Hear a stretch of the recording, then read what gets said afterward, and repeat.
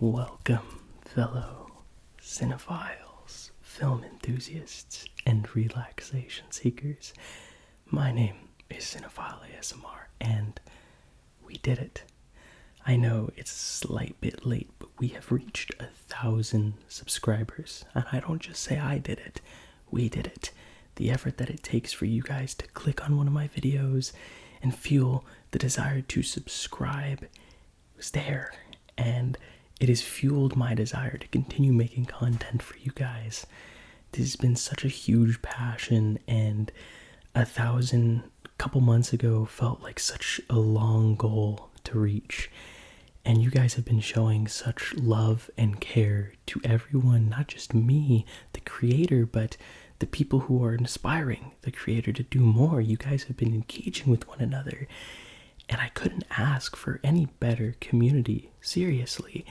And I've wanted to make a video for a long time, and I've been racking my brain as to how best commemorate each of you guys.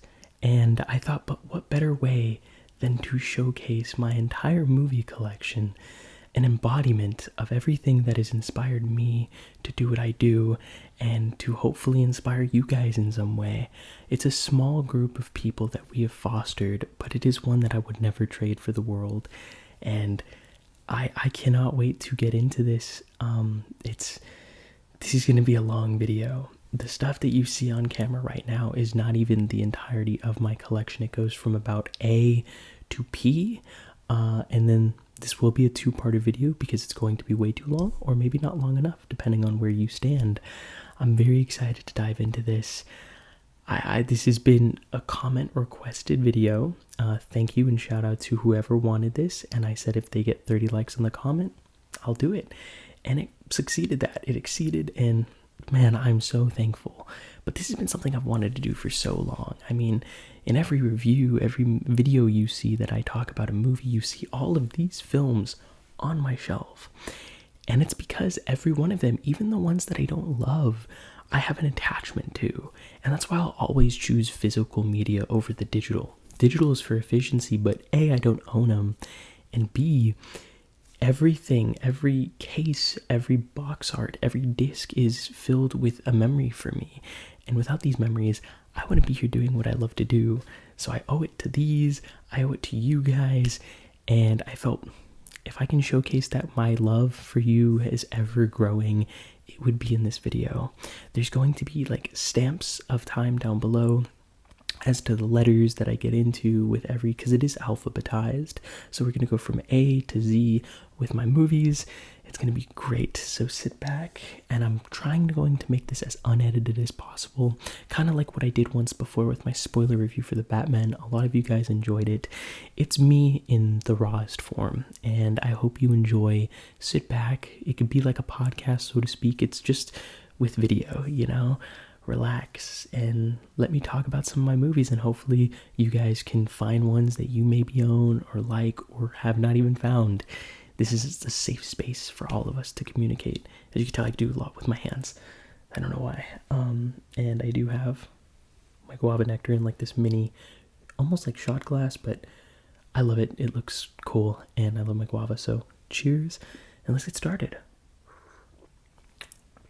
All right. Starting my list at the A category is The Adjustment Bureau.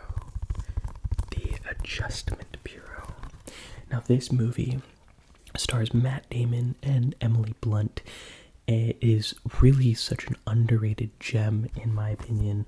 And it's about this sort of like, if you've seen Loki, it's like the TVA, the Time Variant Association. I think that's what they're called.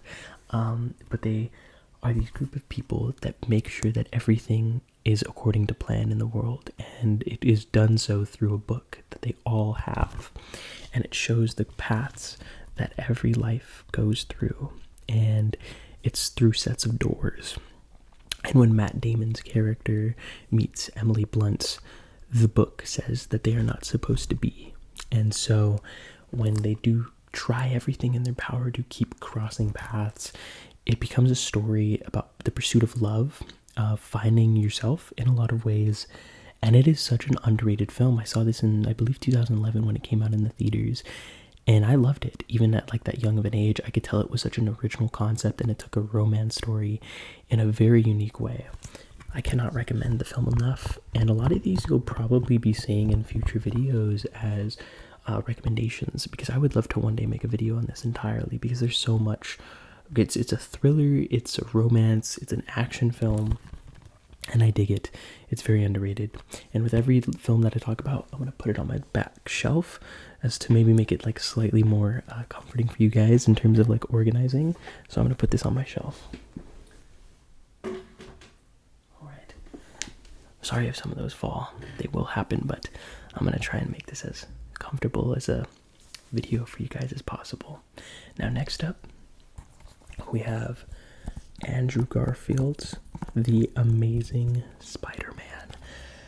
I have a very, very interesting relationship with this one in particular. We'll get to The Amazing Spider-Man 2 in 1 second, but I saw this film actually 2012, so I was 9, and I loved it.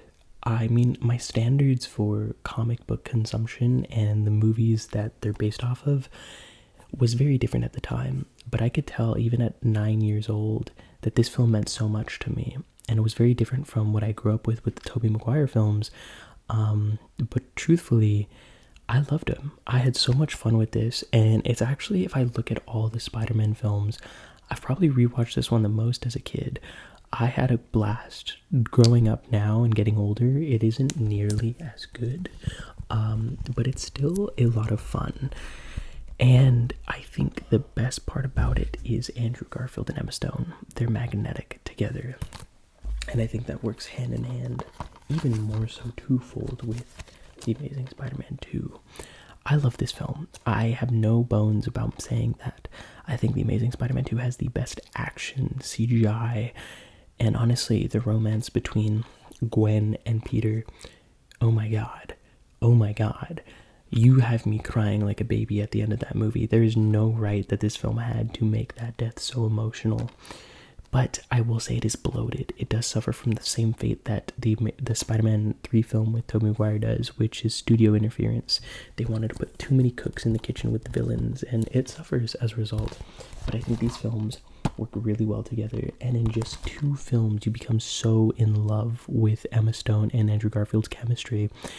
And it's a powerful thing. I love these films, and if you really don't have very fond memories with either of these, I strongly suggest a rewatch. Maybe that will change your mind. Who knows? But The Amazing Spider-Man 1 and 2. Alright. Perfect. Okay. Next up is American Honey, Andrea Arnold's A24's American Honey. So I doubt you've heard of this film, and it's a damn shame, because I've actually just rewatched this not too long ago. I bought it a couple months ago, and it's like 2 hours and 46 minutes. 2 hours and 42 minutes. Very long film. And if you were to ask me, what is the plot about? Well, I would say it's about a group of people in, oh gosh, where is it? It doesn't say. It's just they go across the country and they sell like these magazines and articles and newspaper clippings to make money. But really, you're a fly on the wall through this story about this woman who meets Shia LaBeouf, and I get Shia LaBeouf, a very problematic individual. But it is honestly one of the most beautifully profound experiences I've had recently watching a movie. And I think it really comes down to, if you can get jiggy with the film early on, then the style will completely take you, because you follow the day-to-day lives of these people, these oddball individuals who are a family, and they learn to become that even more so throughout the film. And you follow a part of the world that you really don't know if you would have been able to grasp without this film. And it's amazing. I love it. It's a very slow film, but it's shot very guerrilla-esque, documentarian-like. And I would have loved to have just been a part of the crew in this movie and see what the process would have been like to make it. Because you can tell so many of these actors are not actors. they're real people, and I love it because it adds to the authenticity of the locations, the story, the themes, and it's gorgeous. There's one moment in particular where these two characters are sitting on top of a car driving at night, and it's one of the most freeing experiences, not just the scene but the movie overall. So if you haven't checked out American Honey, Andre Arnold's film, I cannot recommend it enough. So there we go. All right, next up we have the original 1979 Alien, directed by Ridley Scott.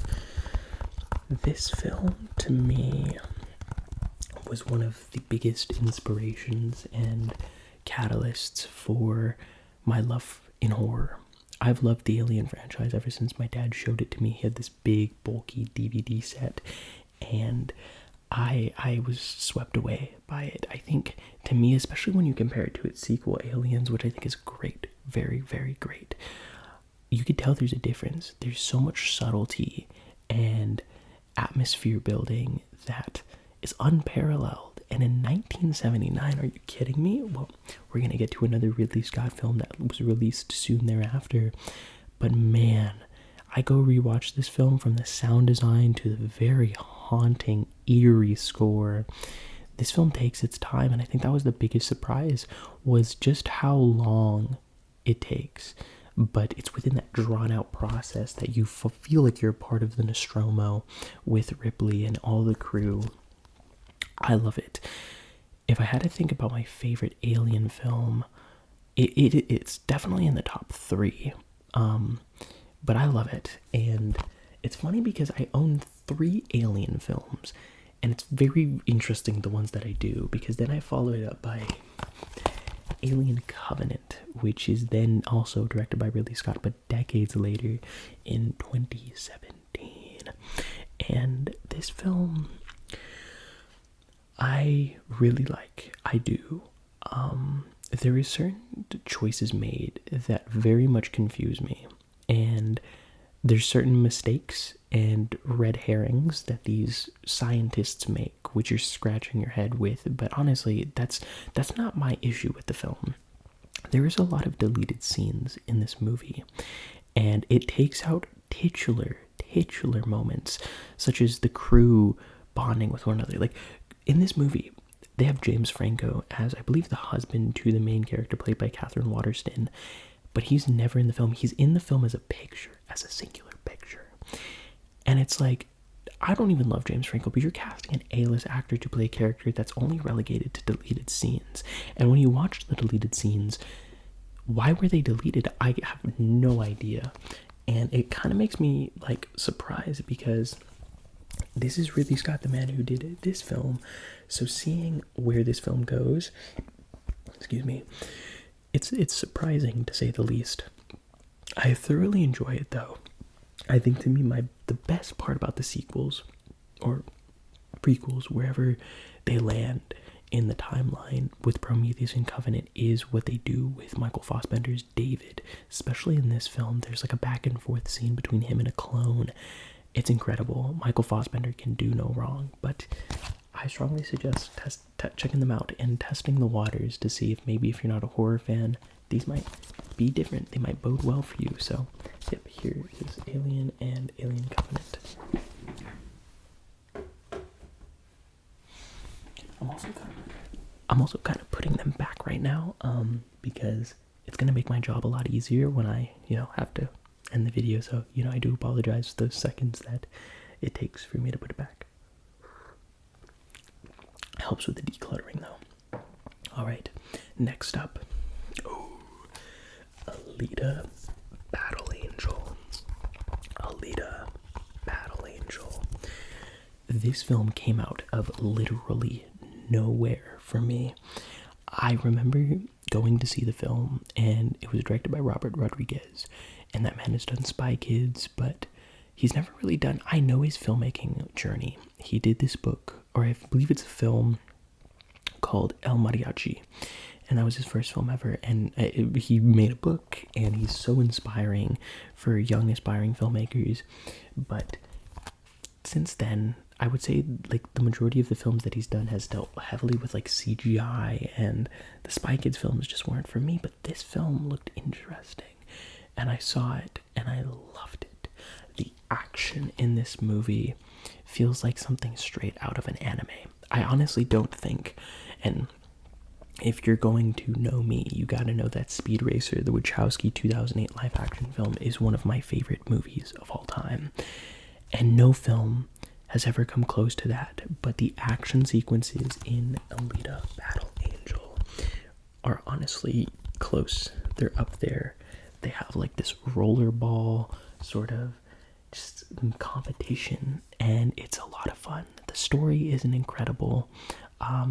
The emotion tries, but I think we all come for the film because of the stunning visuals. And it was a blast. It kind of came out of nowhere. And it's interesting because if you look on the internet, there is like the whole Make Alita 2 movement. It's massive. But I do suggest checking out Alita Battle Angel if you haven't, and you're looking for a good time to just shove some candy and popcorn in your mouth and just chill out. So, Alita Battle Angel. I can reach. There's the movies. They're gonna fall. I do apologize. Next up we have this one's good. This one is very good. One of the more recent purchases I made. We have Cameron Crowe's Almost Famous. This movie is Vibes, the film. I kid you not, this is about the height of the rock era, set in the 70s? Yeah, I should be getting shot for this. I'm almost positive it's set in the 70s, but it follows this young, aspiring reporter who documents the lives of this one rock band as they tour the world. And you really just are observing how the roadie life is. And there is two versions to this film. There is the theatrical and the unrated bootleg cut, which has like 40 extra minutes. And I really think it sells you on the time period.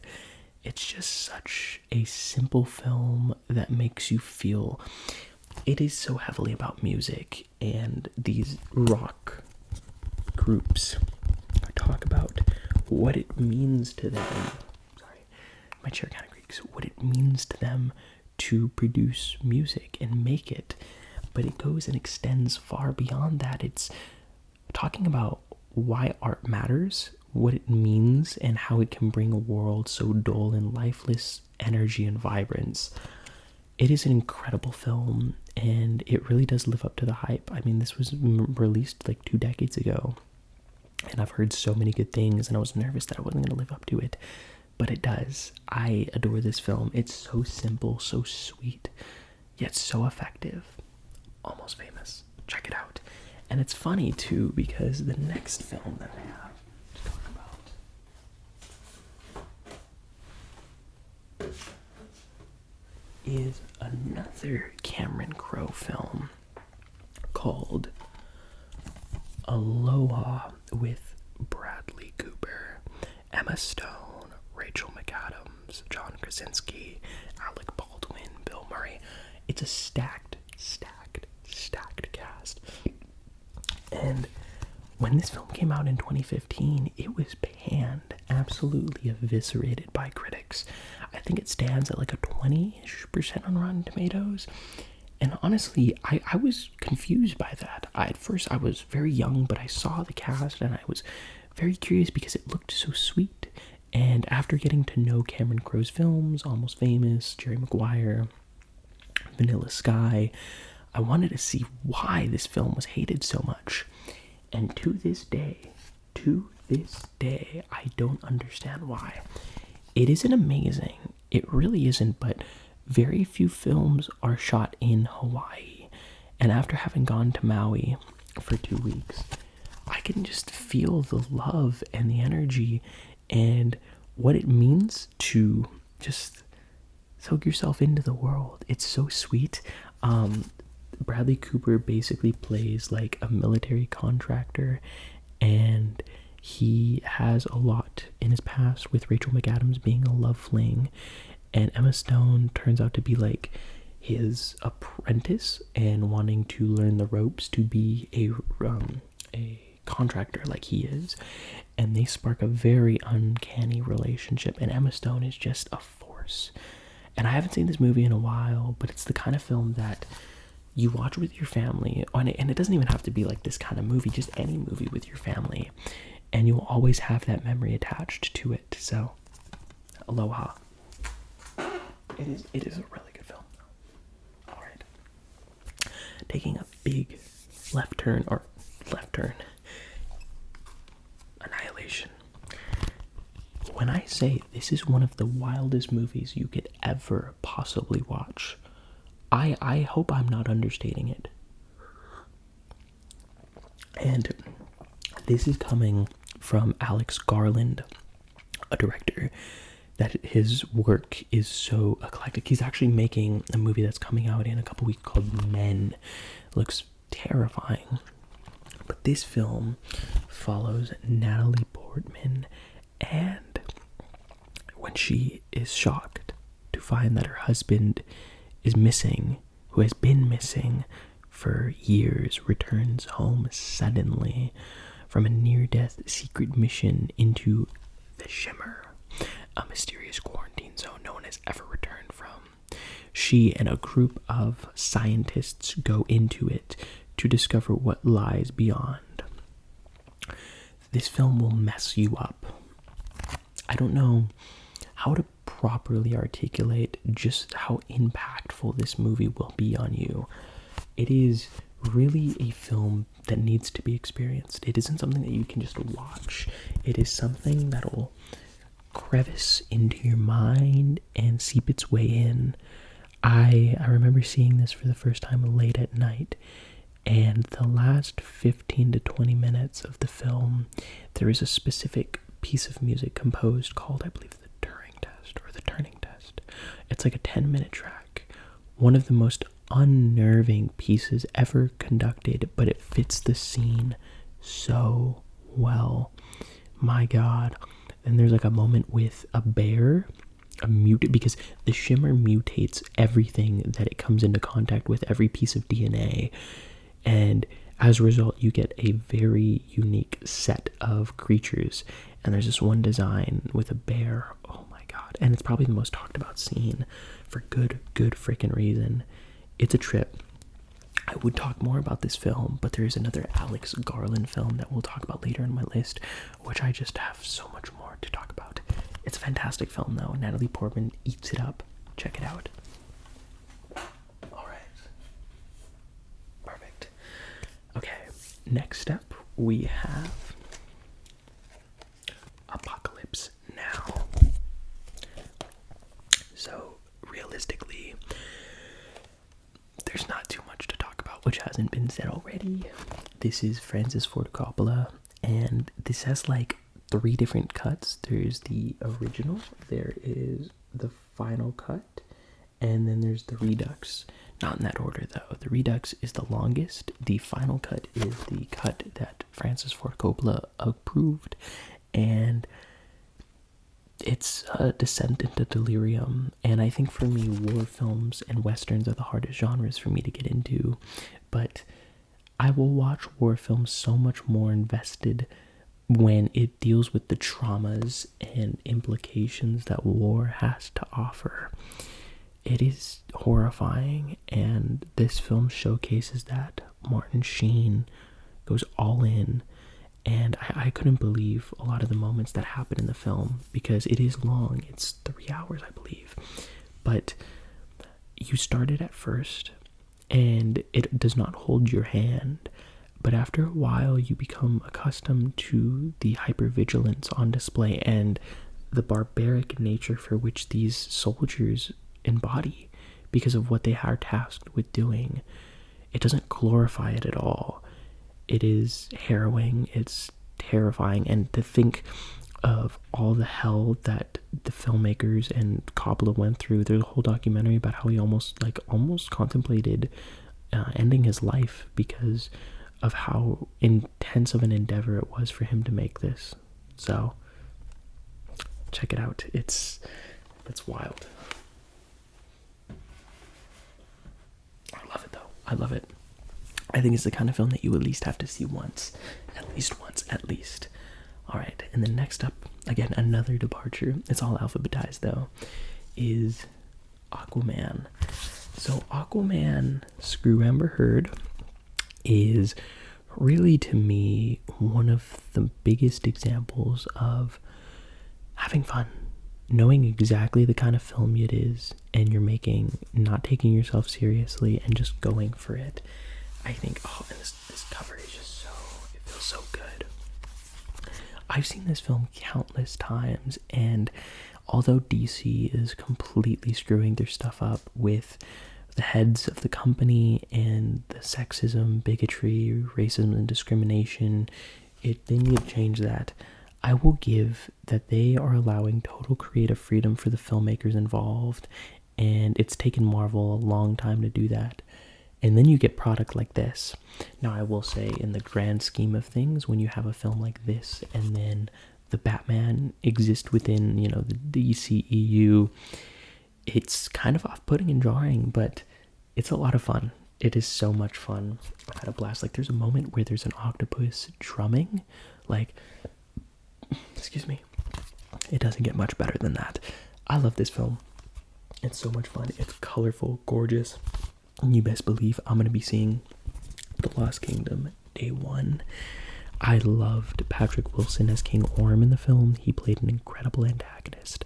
So, yeah, it's a blast through and through with terrible writing. Terrible writing.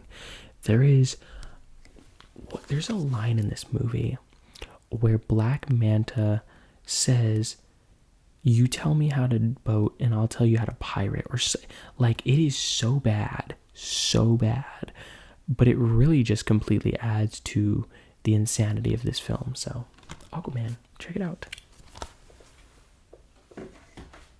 There's going to be films on here that are just standard DVDs and then Blu-rays and then 4Ks. That is a film that I would kill to upgrade if it's, of course, transferred well onto 4K. It's so much fun. Next up, though, we have Denis Villeneuve's Arrival. Similarly to Annihilation, this movie somehow, like, my brain occupies itself with hundreds upon thousands of movies, but there will always be a spot for Arrival. This film I saw, it came out in 2016, and I remember my baby sister was just born at the time, and we went. So technically I can say that my baby sister's first film ever was Arrival. That's freaking awesome. But my brain was completely expanded, and it's the kind of movie, when you watch it and then you finish it, you completely have a different viewpoint than when you started. And then when you know what you know going into it again, it just adds to it. And a narrative so tightly wound like Arrival, to have an ending like it does and an impact like it does, it's rare. It's so rare for a film to do that. And I cannot stress that you need to check Arrival out. I love it so much. It's one of the best. So, Denis Villeneuve, and I have quite a few of his films in my collection. This isn't my favorite, but it's still an A+ exemplary work.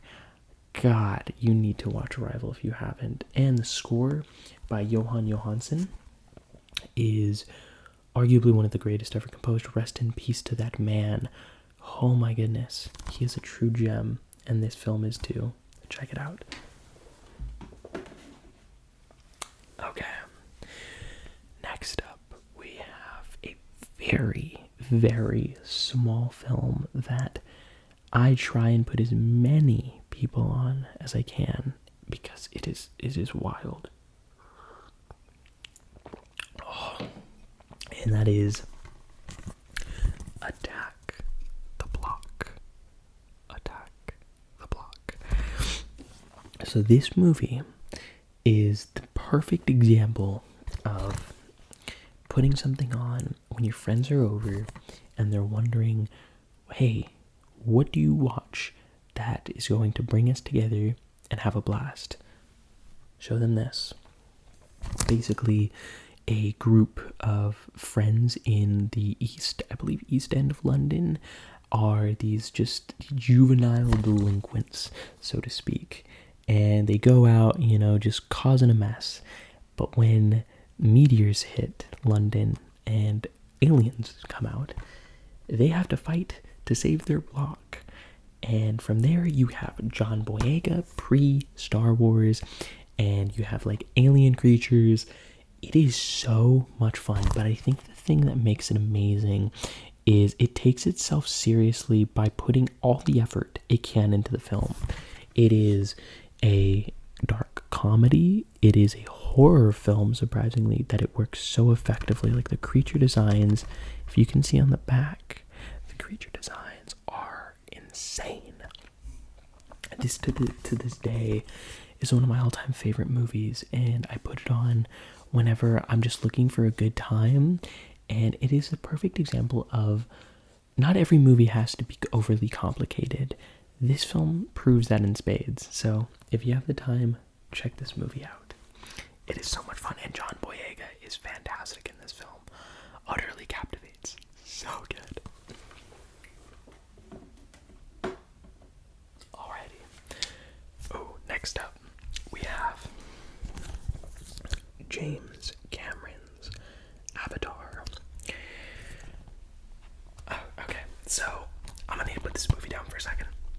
When I first saw Avatar back in 2009, God, it's been more than 10 years, and we live in a very unique moment right now because the teaser for the new film, Way of Water, just dropped, and it looks gorgeous, as does this film. It's James Cameron, for God's sake. I think he holds the third deepest endeavor into the ocean. This man cares a lot about the earth itself.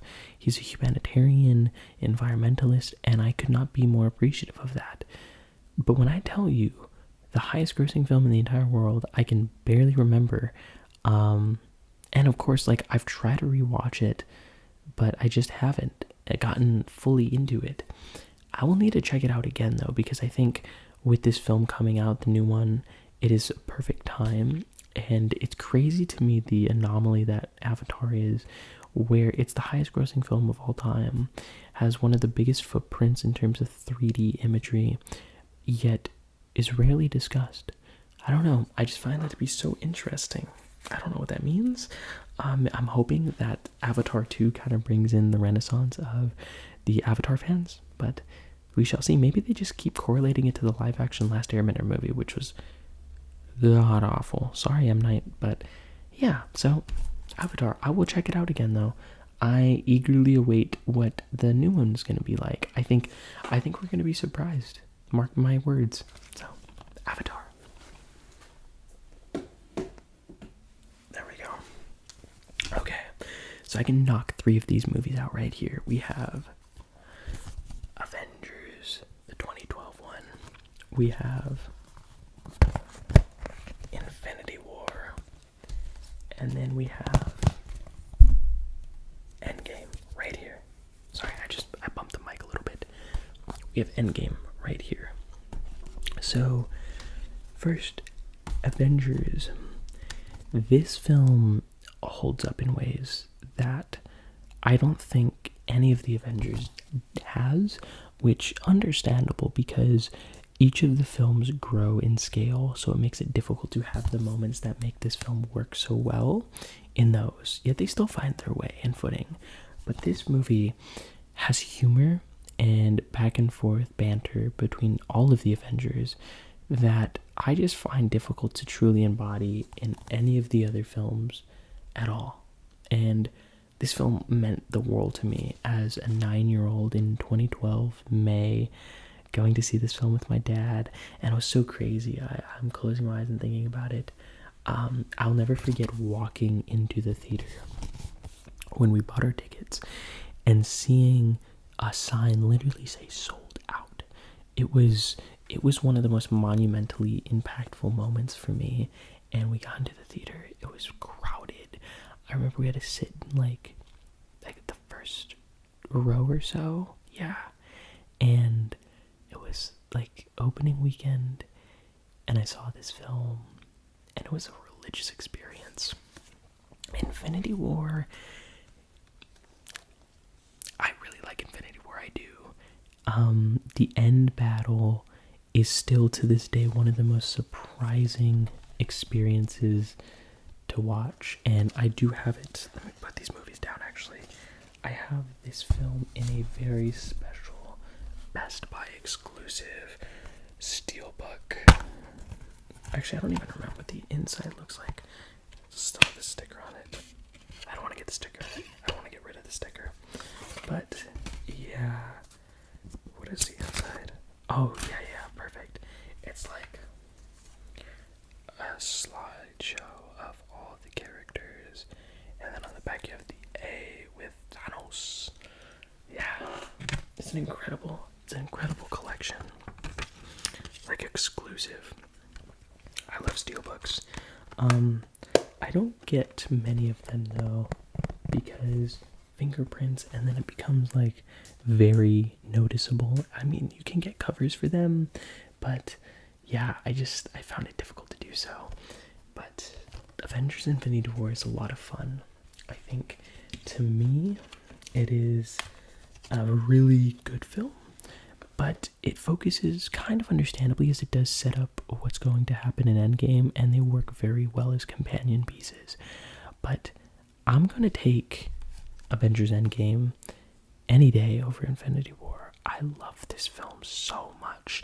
And it's funny because I think after Multiverse of Madness, and really kind of getting closer to my comic book loving roots, I think it's about damn time that I jump back in and see where I stand, because seeing this film after waiting a year, which was wild, that wait was on another level. But waiting to go see this film and realizing that, like, okay, so I was 20, so 7 years ago, I was sitting as a 9-year-old in my chair at the theater watching these people come together and then evolving as a person with these films. I just hope the next generation has that, because seriously, there's no feeling like it. So yeah, I don't own Age of Ultron. I don't love it. There's things that I do really dig about it, but it's just not the best for me. So yeah, the 3 Avengers films, even though there's 4.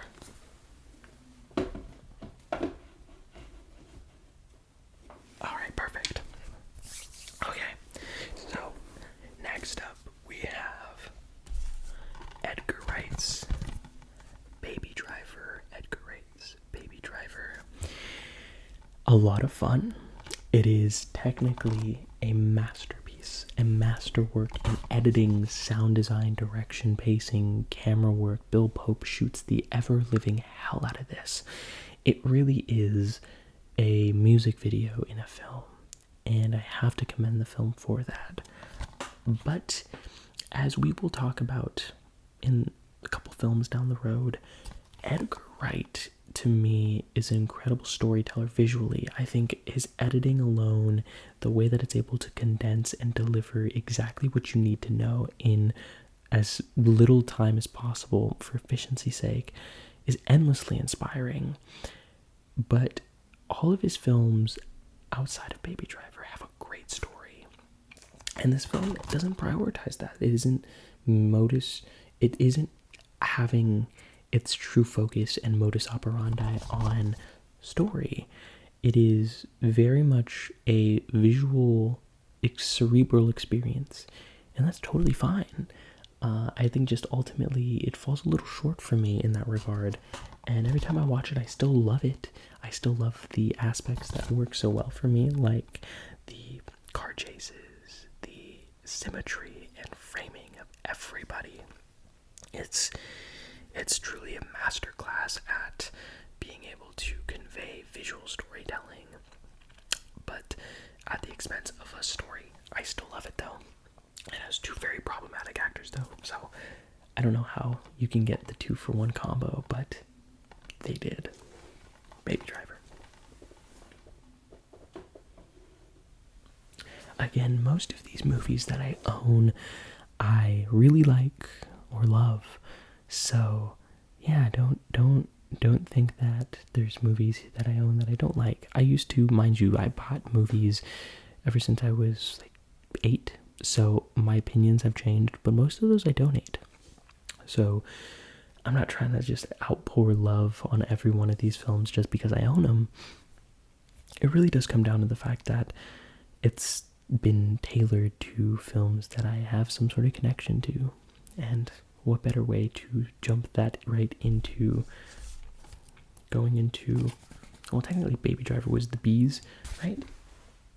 Yeah, Baby Driver was the B. Okay, we got a whole letter down. But now we have the Babadook, and by God, is this one of the most terrifying and unsettling experiences. This movie to me was certainly my first jump and gateway into horror, but horror not filled or populated with jump scares, but horror rooted in the reality of life. And I think that is something far more scary than anything, and more unsettling than most of what a lot of horror films put their money towards. And it's the fact that I can tangibly associate myself to so much of what this film delves into. And this edition has one of the best, because it has the Babadook. And you open them up. And it says, if it's in a word or it's in a look, you can't get rid of the Babadook. Yeah, I adore this movie. I owe it so much because I was under the influence that horror is nothing more than just cheap jump scares. But this film proved that it is more than that. And watching this mother and son come to terms with a tragic event that has affected both of them in many ways under 90 minutes is not an easy task to undertake as a viewer, let alone a director. But I've come out of this movie with so much, and I owe it a lot. And one day I'll make a video on it. I think it has done so well in the cult fandom and within that circumference of people, but it needs to make waves worldwide. Come on, people. I'm Mr. Worldwide. So, the Babadook. Okay. Next up, we have sort of a blind buy that I still have yet to watch that I purchased on eBay.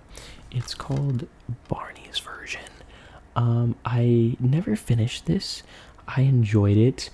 It felt very misogynistic. The best way that I could talk about this movie is it's from the male's perspective, which a lot of stories are, but the way that it views women, and perhaps maybe the movie towards the end changes that perspective or has a point to it or a period at the end of it all. But as far as I was concerned, I just couldn't get behind it. I got it for like $2. Paul Giamatti and Dustin Hoffman are treats to watch in all of their works, but my God, does it make it very difficult to get behind Giamatti's like character. It boasts a great cast. I might rewatch it sometime, but not in the near future. So, Barney's Version. Let me know if you've seen it though.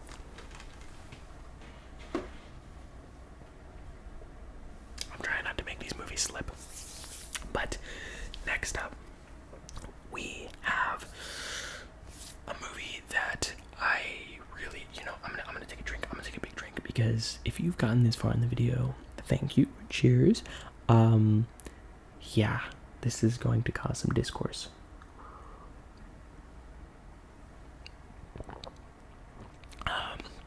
But I'm here to state my opinion, and that is BVS. This is the Ultimate Edition Blu-ray DVD digital combo pack, but more importantly, the 4K Ultra HD IMAX enhanced version. Now, Batman v Superman and Zack Snyder as a person and what he symbolizes for me filmmaking, risk-taking, that rhymed, and being a person, a good person to those that you work with is nothing short of cathartic. It's been therapeutic for me. I did discuss in my Mitchells versus the Machines video that I recently moved about a year or so ago, and around that time I was looking more so than ever to art in order to help me escape and to digest this entire new realm of life. And I moved exactly right around the time that the Snyder Cut for Justice League was coming out, and that is a film that I'll talk about later in my collection video, probably part 2. But God, this film, yes, I know, and I agree. I think Batman's no-kill rule fundamentally is a part of his character, and it makes him a lot more interesting. But to say just because this Batman kills, that it definitely does kind of take that away, but it adds in ways that only Snyder and the storytelling team could have done. But to say that he doesn't understand comic books or doesn't get it, I disagree with wholeheartedly. He's such a passionate man, and this film is so dark, very gritty to a point, has an incredible, and I cannot understate, an incredible sense of atmosphere and world building. I will say, with that being said, the Justice League introduction is laughably bad. The email links to them and they have their logos is so absurd. But what they do for Batman in such little time, I still think Ben Affleck is one of the greatest Batmen alive. And I could talk about this film. This is again a movie on my collection that I wholly intend to make an entire analysis on, but there are certain things and pieces of equipment that I would need and ideas that I would want to properly flesh out before I could do so. But Batman v Superman, Dawn of Justice, Ultimate Edition. Ultimate Edition is important in that discussion because that 30 minutes changes a lot. So maybe give it a rewatch if you weren't too keen on it the first time.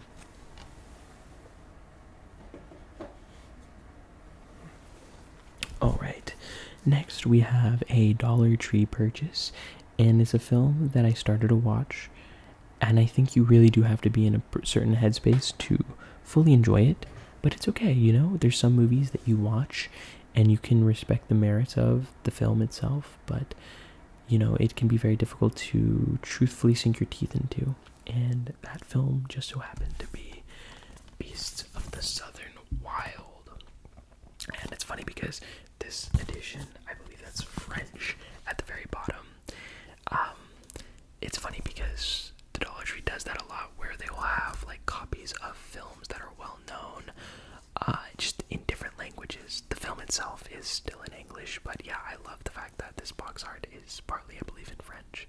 So yeah, it really is a slice of life story inside of a world, similarly to American Honey, of this part of the world that you just don't really think you could have been able to gain an understanding for truly without having watched this film. It is a crowning achievement in so much, and from what I remember seeing a long time ago, I had a blast.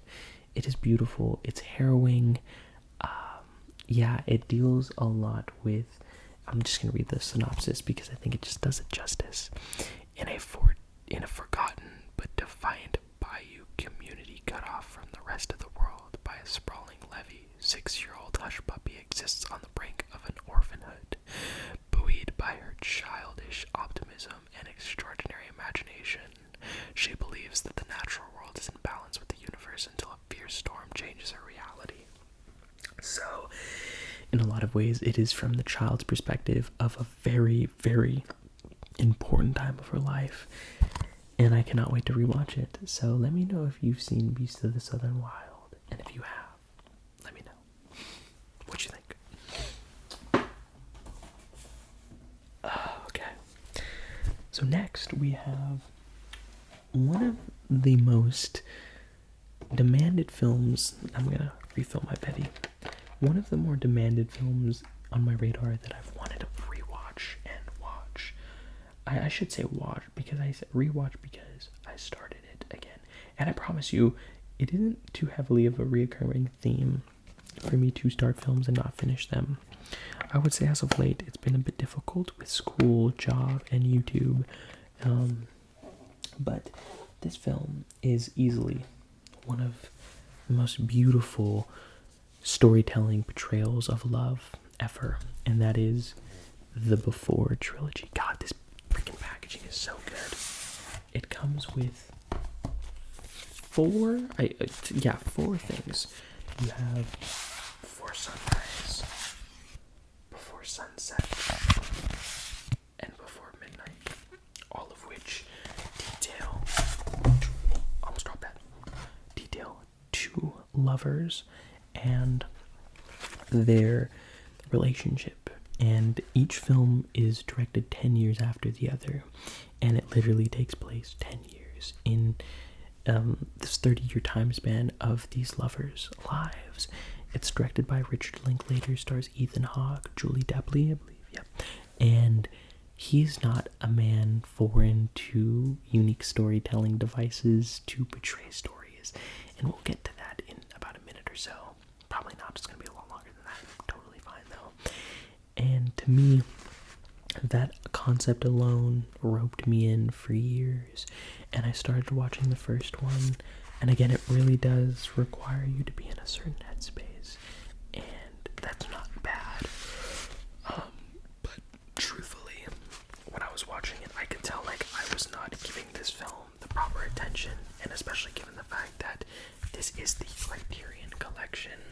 It has a about 50-page booklet just giving excerpts and facts about the production and making of these films and what it required of the filmmaker, Richard Linklater, and the two actors, because I think, based off of the first one that I watched, it only is just them, so you are a fly on the wall watching these people go into their relationship and find themselves within each other. So if that concept sounds cool to you, check it out.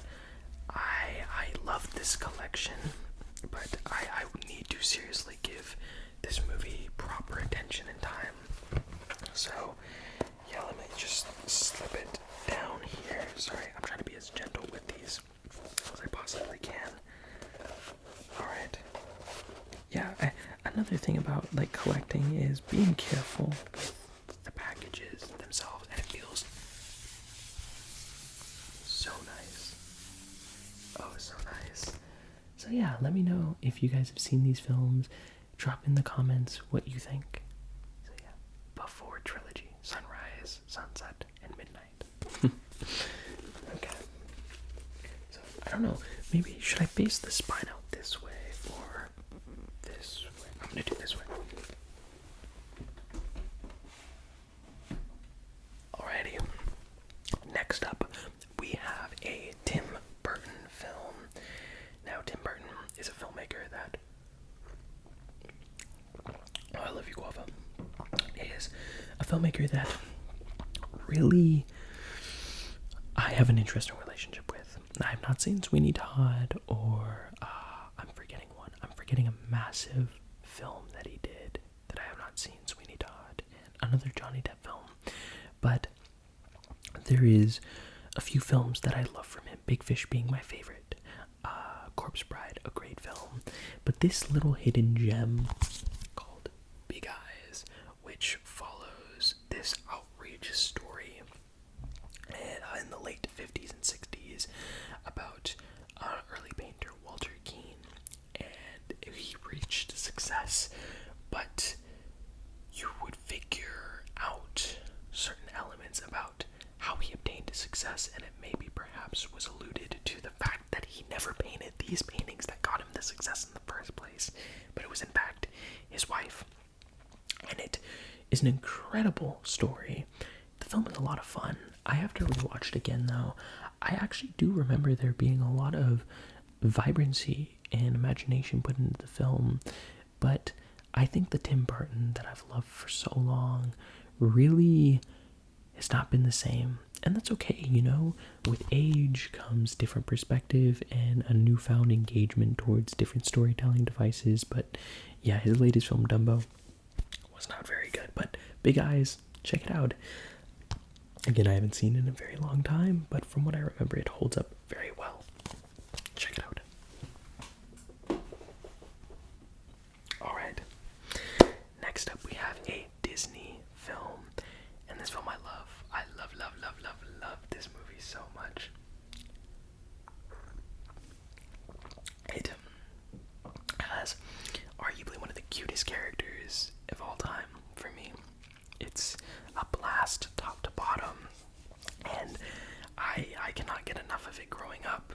I saw it when it came out 2014, and it's just grown on me since, and that is Big Hero 6, one of my favorite animated childhood classics. It is adorable from start to finish. It is such a cute story with beautifully like rendered animation. I love it. It really isn't just about Baymax that I love, but Hiro and his friendship with all these people that turn out to not at first be his friends, but his brother's friend. And it honestly was such a surprise where the film takes the turn that it does emotionally. But I think it's safe to say that we all craved having Baymax as a kid. It is such a fun, cute film, and I've put it on for my sister countless times. And, you know, having a little sibling really kind of reminds you that, like, you can use them as an excuse to watch the movies you love. I was trying to think of a way to, like, word that better, but truthfully, if I get to watch this film, regardless of how I get to, it's a win for me. So, Big Hero 6, let me know what you thought down below.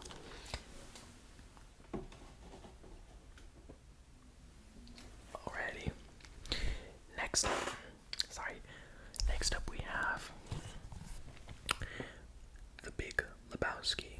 So this film I bought blindly because I hadn't seen it before, and I've heard nothing but the classic statement that it is, you know, one for the history of cinema. And I watched it, I enjoyed it, but it definitely has a lot of dry comedy that isn't for me.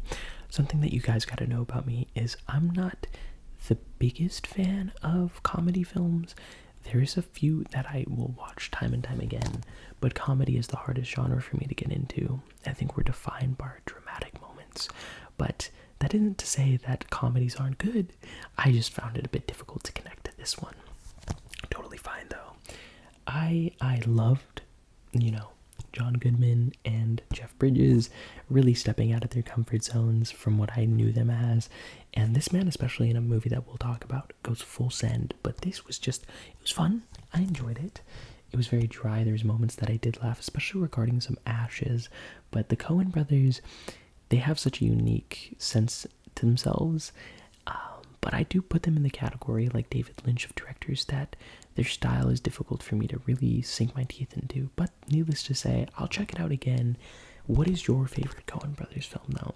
I think ultimately, No Country for Old Men would be up there. Blood Simple, their first film, was good. Maybe that was actually, I think that was just one of the brothers that directed it. But still, very talented group of brothers. And it's always so cool to hear, like, dynamics, like siblings, friends, coming together to make a movie. That process must be so fascinating. And I would love to see how that would go and play out. But, The Big Lebowski. Next up, we have, Birdman, or, what is it? Birdman, or The Unexpected Virtue of Ignorance. So this came out in 2014, and as you will see throughout my list, I have a lot of 2014 films. I think it is regarded as one of the best years for film, because you had this, Interstellar, Whiplash, that's Foxcatcher. These are films that I own, by the way, which I will talk about on their own. But Birdman won Best Picture. It gives off the one-shot style aesthetic to itself, and of course it wasn't done like that. There was multiple cuts, but still, this film really is, to me, about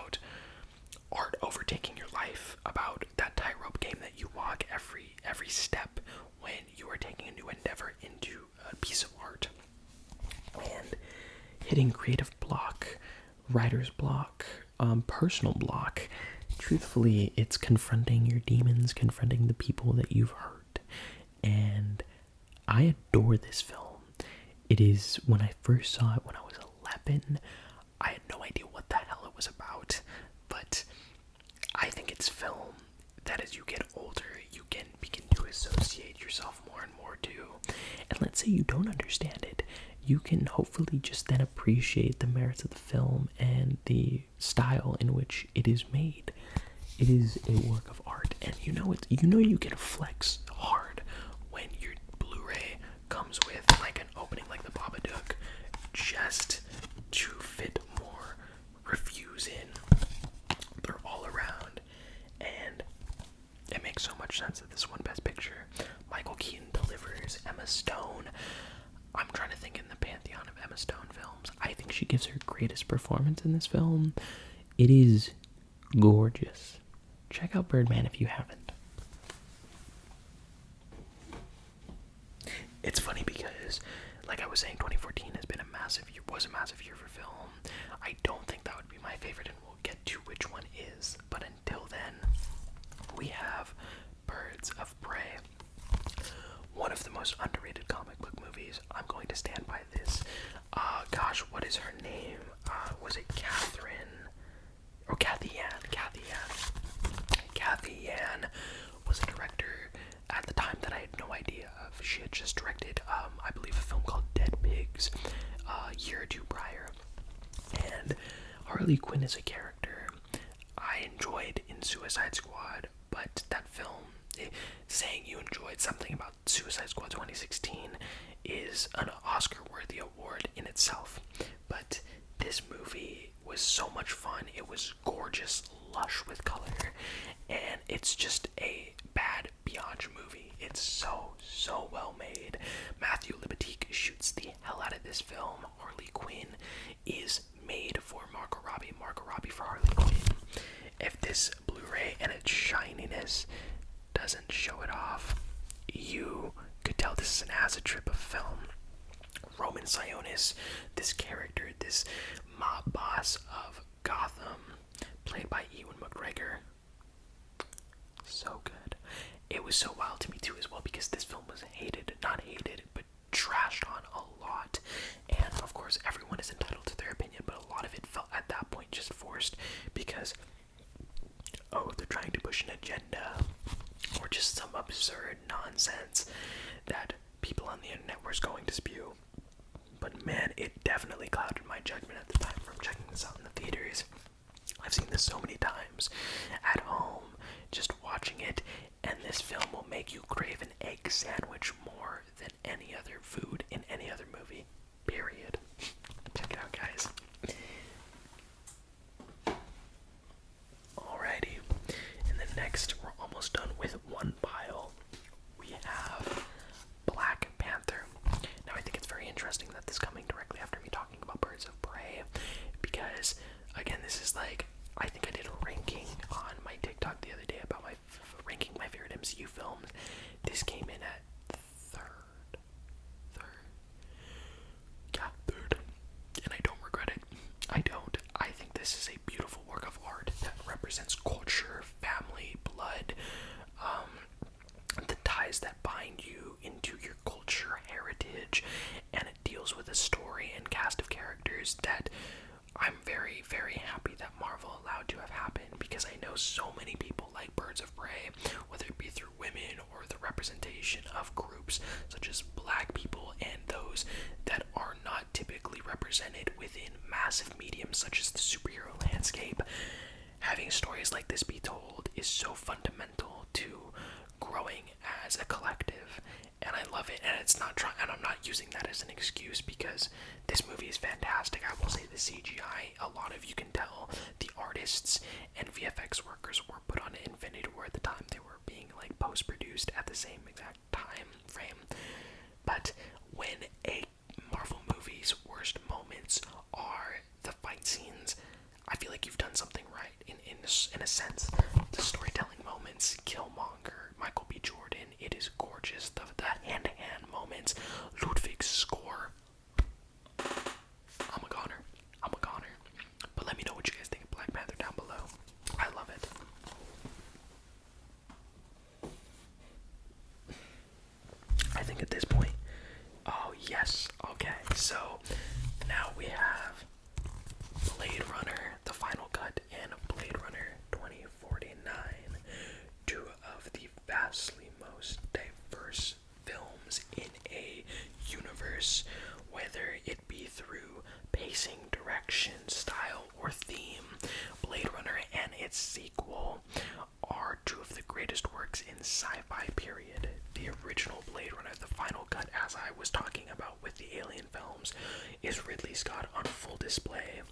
is gorgeous, lush, beautiful, and you have to take in the fact that this film, 1984, I don't actually know entirely when this movie was made. My bet is 1984 though, but I could be totally wrong. Regardless though, for the time period it was made, it is storytelling at a level that blows my mind. If Alien opened the door for me with Ridley Scott, this was the party. I love it. But 2049 is in my top favorite films of all time.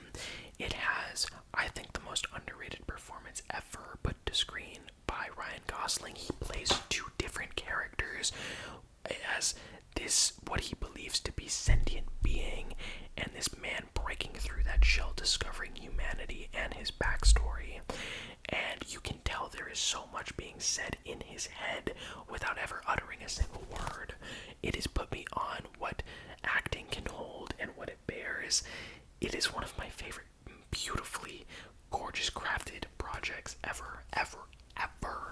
Oh my god, every frame from Roger Deakins' shot composition to the lighting, direction, score. Oh my god.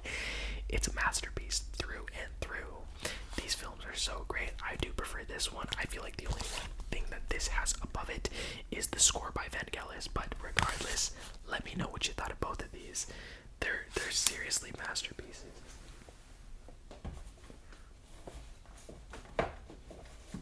Alrighty, one row down. So jumping now into the next file, we have my favorite horror film of all time, The Blair Witch Project. I do have this on DVD. It is found footage, so I feel like upgrading to like a Blu-ray, even if I don't even know if they have it, but it just doesn't seem like a movie that would be worth the upgrade, because this film is probably the film that, aside from Paranormal Activity, this film came, I want to say, a decade before, jump-started the found footage craze. It is terrifying because you actually never see the title character, the Blair Witch. It's always talked within rumors, mysticism, and I think that's the most terrifying element, because when these characters get into it, these aspiring filmmakers get into the heat of it all, you don't know what they're reacting to. You just hear the reactions, and it's so terrifying. Terrifying. Check it out. Okay. Next we have one of my favorite movies, Blind Spotting, with David Diggs and Raphael Casal. This, to me, is something that needs to be taught in school.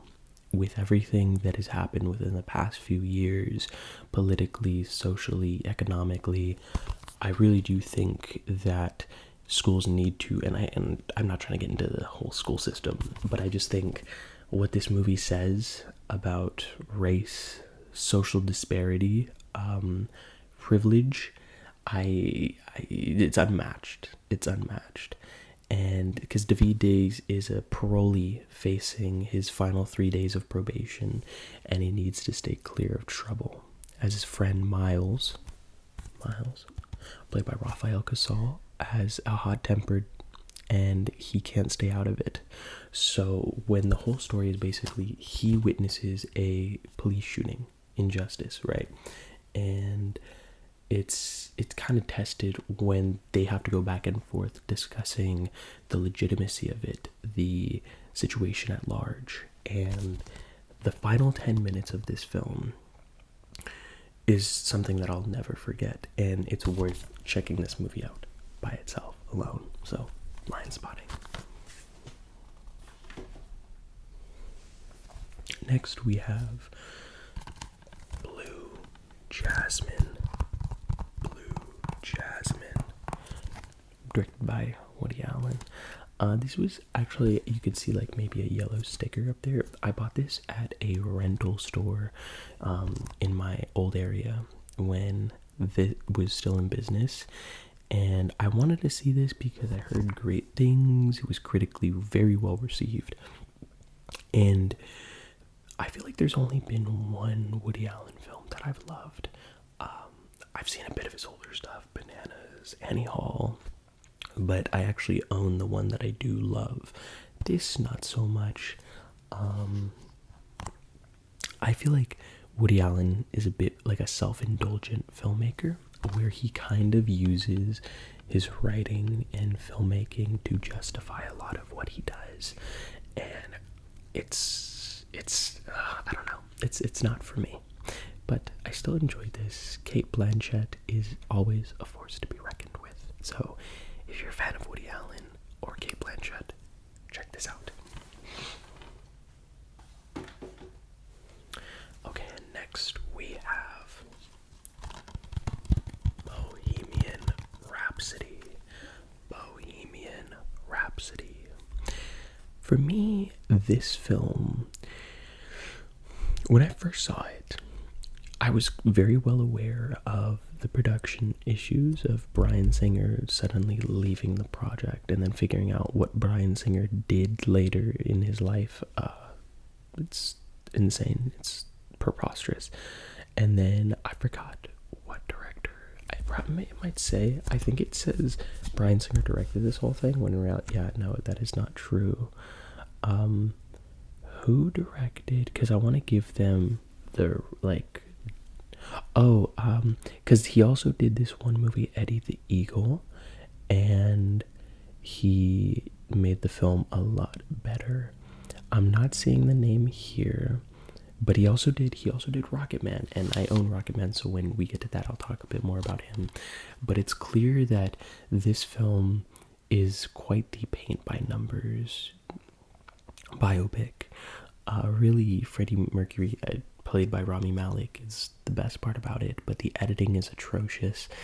It's just a fine film. It's the kind of movie that, like, your grandparents and parents would probably go crazy for. It doesn't do really anything new, and I enjoy it. The final, I forget, like, where they performed, but that massive sequence was great, especially when you compare it to the real life moment. So, yeah, it's good. It's alright. Some of these movies I did buy because I knew that, like, my family would love it. So, like, around, like, Thanksgiving time, we put them on. So, yeah. Excuse me. Next up, we have one of my favorite coming-of-age films, Booksmart. Booksmart. So this film came out of nowhere for me. It has Caitlin Dever and Beanie Feldstein, two actors that I, at the time, barely even knew, and it was directed by Olivia Wilde, who is a very prominent figure in Hollywood as an actor. So going into this movie, I wasn't the highest, most of anticipation, but I came out adoring this movie. It's basically these two kids who are just about to graduate high school, and they realize that they're, like, valedictorians, scholars, AP classes, but they realize that they've spent so much of their time in high school trying to get the best grades, and they've missed out on so much. So they spend a night trying to cash in on the time lost, and what you get is an incredible story. It is hilarious, and like I said earlier, comedies are not the easiest for me. I'm laughing on the floor. There is an actor in this movie. He is like this guy who tries to connect with everyone. He has, like, a shirt of himself, and every time he comes into any movie is the best part about it. But this film, luckily, I think, to me, what I love so much about Booksmart is not only the writing, but the technical elements on display. Again, it is shot by Matthew Libatique, I believe. I could be totally wrong by that, though. I say that just because I know he and Olivia Wilde are working on a new film, Don't Worry, Darling, or Don't Worry, Kill My Darling, or something like that. And they are an incredible duo, and they get along very well. The font is so small. Whoever shot this, though, they did an incredible job. And there is a moment where these two kind of, like, butt heads at a party, and it's, like, supposed to give off a one-shot style, but it really just is incredible because they truly prioritize making a film and then a comedy, because I feel like when you make the film, the comedy comes with it. Whereas a lot of films that are marketed as comedies just are like setting up a camera on a tripod, and it's like a shot reverse shot sort of thing. There's so much dynamicism. It's just dynamic. So check out Booksmart if you haven't. I love it. I think it's, for me, I'm not a woman, so it wasn't for me. You know, like as a high schooler at the time, it hit me, but it definitely does tackle a lot about femininity, and it's incredible. I love it. So check out Booksmart. Alright, and next up is the film that I was kind of alluding to when talking about the Before trilogy, which is Boyhood. So this film is chronicling the life of a family, but more importantly, a boy. I don't remember his name, though. It doesn't really say, but it doesn't matter. Basically, it's just this boy's life, and as he traverses childhood to young adolescence into early adulthood. But the gimmick is it was shot over 12 years, and it follows every one of these actors over that 12-year time span.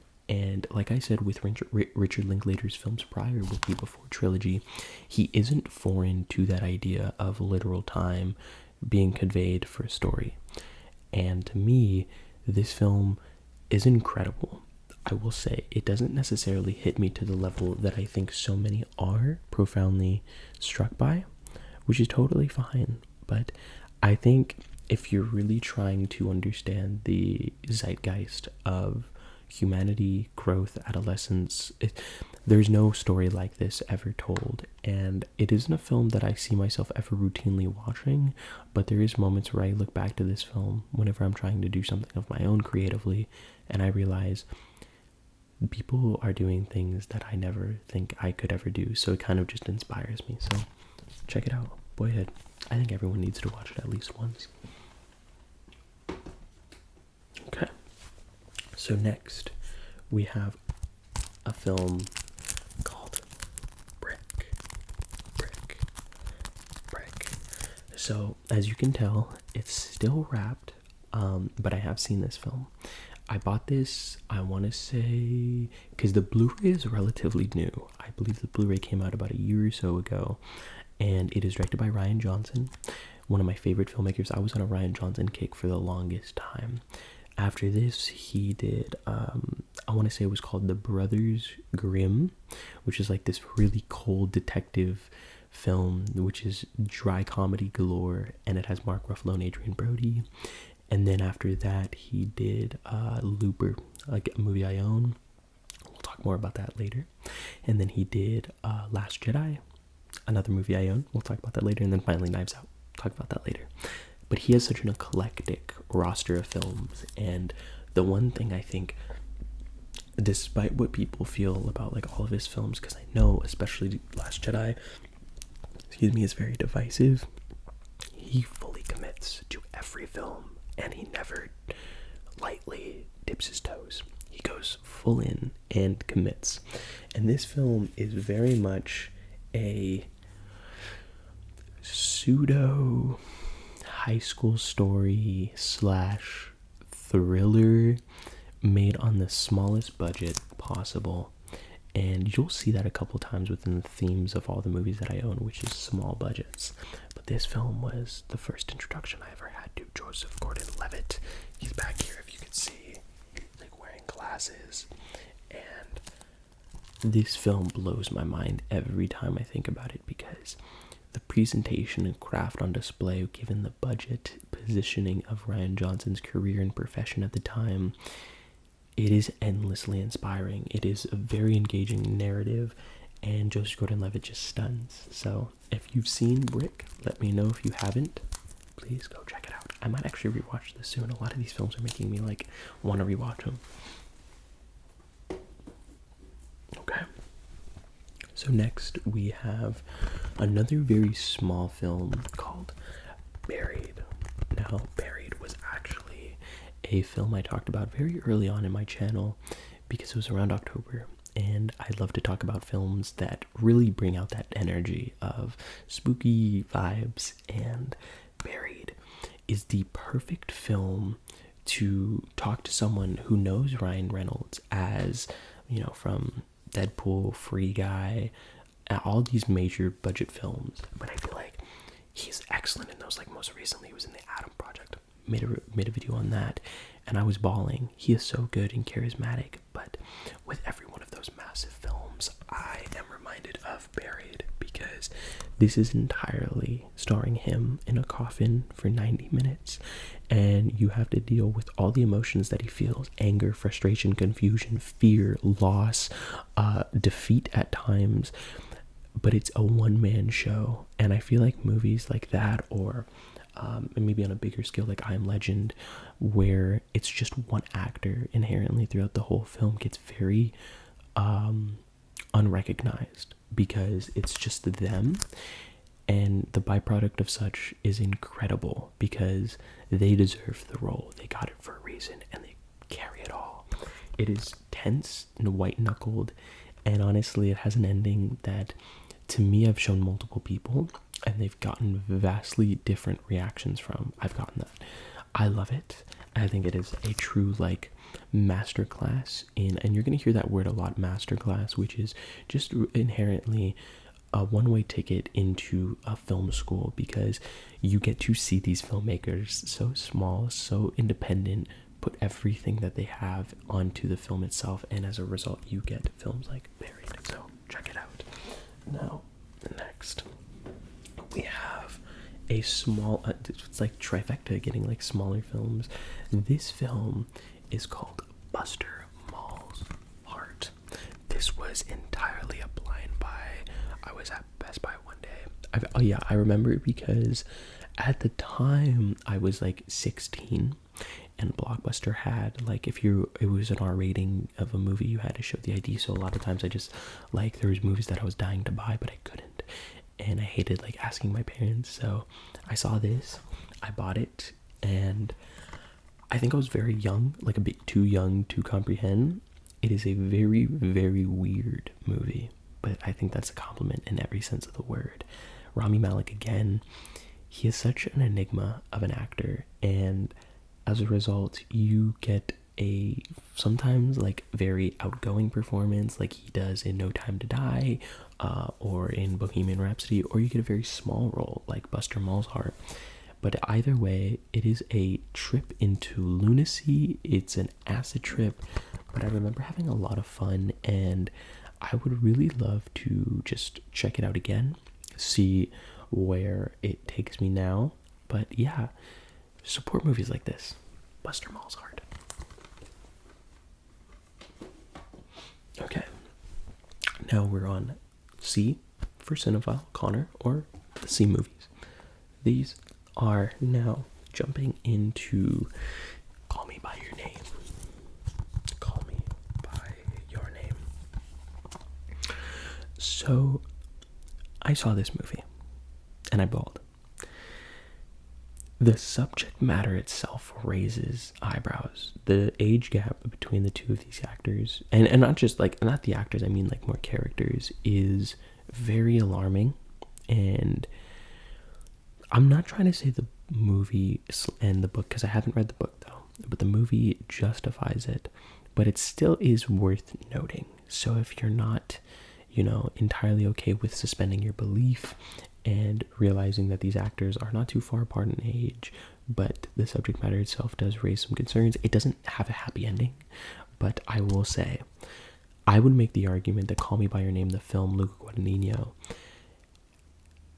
does the greatest use of immersion in any film period. I feel like I'm in Italy in 1987, 83, sometime in the 80s, from the costume design to the sound. And I think the sound is crucial because they live in like this valley, and it's gorgeous. They live right by to me, I think it's just the subtle rollout of the narrative itself, and you get to immerse yourself within these characters and of Elio and Oliver, and you find out themselves, you find out who they are through each other, and it's a terrific film. Sufjan Stevens, one of my favorite artists, composes the music for this, and I think it really is like a dream. It feels like an ethereal dream because there's going to be an end, but you don't want it to.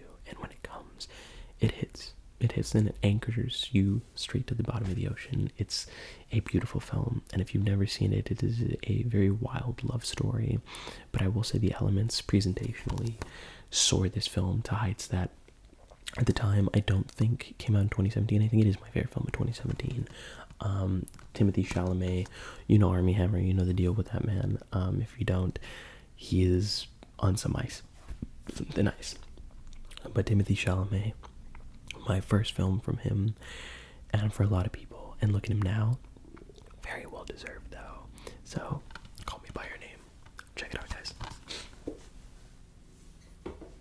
Okay. Now next up we have Captain America, the Winter Soldier. For many, this is regarded as the greatest MCU film of all time, and I won't argue. I think it is fantastic in so many ways. A movie that is next, I think, is better. But if we're considering trilogies in the MCU, Iron Man's falters, Thor's has that rough spot in the middle as well. These progressively, in my mind, get better and better. And I think it results in the greatest send-off to any of the MCU characters, with Steve and Peggy dancing and him going back in time and returning all the items. It's beautiful. But this film really was I'm not going to say course correction, just a new course charted by Marvel. Because then after that, we got some of the most deep and tightly wounded narratives in the MCU. And this film was great. The action, the espionage, the thriller element, the Henry Jackman score, I still think is one of the greatest ever. He also composed X-Men First Class, which I'll talk about in a later part of the video. This movie, though, I feel like everything that has been said has already been said. But it seriously is incredible. But like I said, I firmly stand that Civil War is... I still think Guardians 2, and I say this a lot, but I promise you guys I'm going to talk about all these movies. There's a couple films ahead of this, but I think narratively and from a structure perspective and everything that it embodies, I have issues with the movie, don't get me wrong. I still think it looks ugly as sin, and it wasn't until Multiverse of Madness where I was like, okay, a Marvel movie can look beautiful. Like, there's no need for there to be charcoal concrete look over Marvel movies like they are. But the narrative and the screenplay is so tight. You can still have an argument, and I have a side. I mean, ultimately, they're both flawed, Team Cap or Team Iron Man. But Team Cap, like his heart, I think it's about heart and about mind. And they both kind of intersect. And I will make the argument to the day I die, Zemo is the greatest villain in any of the Marvel movies, period. He doesn't have any superpowers except for his mind. And it was to break the Avengers from their infrastructure and core. And he won. And that ending where he's sitting on the cliff edge and he's ready to end his life because he fulfilled his job. And Chadwick Boseman, may he rest his soul, comes over to him and he's like, it's not your time. One of the most profound moments in any comic book movie medium. So these movies are incredible. Check them out. All right. Now next up we have I thought the disc was loose. That's one of my biggest fears. But it's Catch Me If You Can. This is a Steven Spielberg film and is a true treat to watch. Leonardo DiCaprio, Tom Hanks. It's like a globe-trotting man on the run. True story, I think. I could be actually tripping though. I don't know. Oh, it is. Oh no, it is. Okay. Which makes it even wilder. This man that Leonardo DiCaprio plays really is a con artist on a level that most con artists would aspire to be. It is a wild experience through and through. I honestly, every time I think about it, it blows my mind. It isn't my favorite Steven Spielberg film, though, but that's saying like a favorite child. For me, my favorite Spielberg film is Minority Report with Tom Cruise. But this film is extremely unpredictable. And the fact that it's based on a true story just makes it that much better. It is a lot of fun. I cannot recommend it anymore. Steven Spielberg is just a force to be reckoned with, so catch me if you can. Check it out. Sorry if you hear my stomach. I'm a bit hungry. I don't want those movies falling. Okay, so next on the list is one of the most underrated films of all time in my mind. And I originally picked this up at the Dollar Tree a couple years back. And it's called Charlie Countryman. And it's about this man whose mother passes away. And in her last moments tells him that he needs to go to Bucharest. And without hesitation, he boards a plane and charters across the Atlantic. And he meets this woman, and this woman is tied to like this mob boss played by Mads Mikkelsen, and it really becomes this psychedelic trip into, again, finding yourself, but capitalizing on the moments where you're questioning whether or not you should take that leap of faith, and you do it. It's gorgeous. It looks amazing. It is a blast of a film, and I'm blown away that not many people have seen it. Honestly, this might be the one that I rewatch, because even though, yes, it does have Shia LaBeouf, he's a talented actor, a talented person, and it's unfortunate that he's done the things that he's done. But seriously, this film, it's, when I watched it, I bought it off the Dollar Tree, so there's been quite a few films that I've bought off the Dollar Tree and I didn't like them, but it's $1. So this film stunned me. And there's one other film. I have multiple films from the Dollar Tree, but there's one film in particular that I think changed my life that I got from the Dollar Tree. So go support Dollar Trees, and maybe they'll have a movie that'll end up being one of your favorites, like Charlie Countryman. Yeah, it's so good. All right. Next on our list is all-timer for me, Jon Favreau's Chef. So Jon Favreau is very exciting to me as a filmmaker. He started with, well, early on he did produce Swingers, then he did a sequel, but he really got his break in '08 directing Iron Man. And that film, we know where that led to. I mean, we're dealing with Marvel being the biggest studio of all time. And I would like to say it's thanks to that man, in part.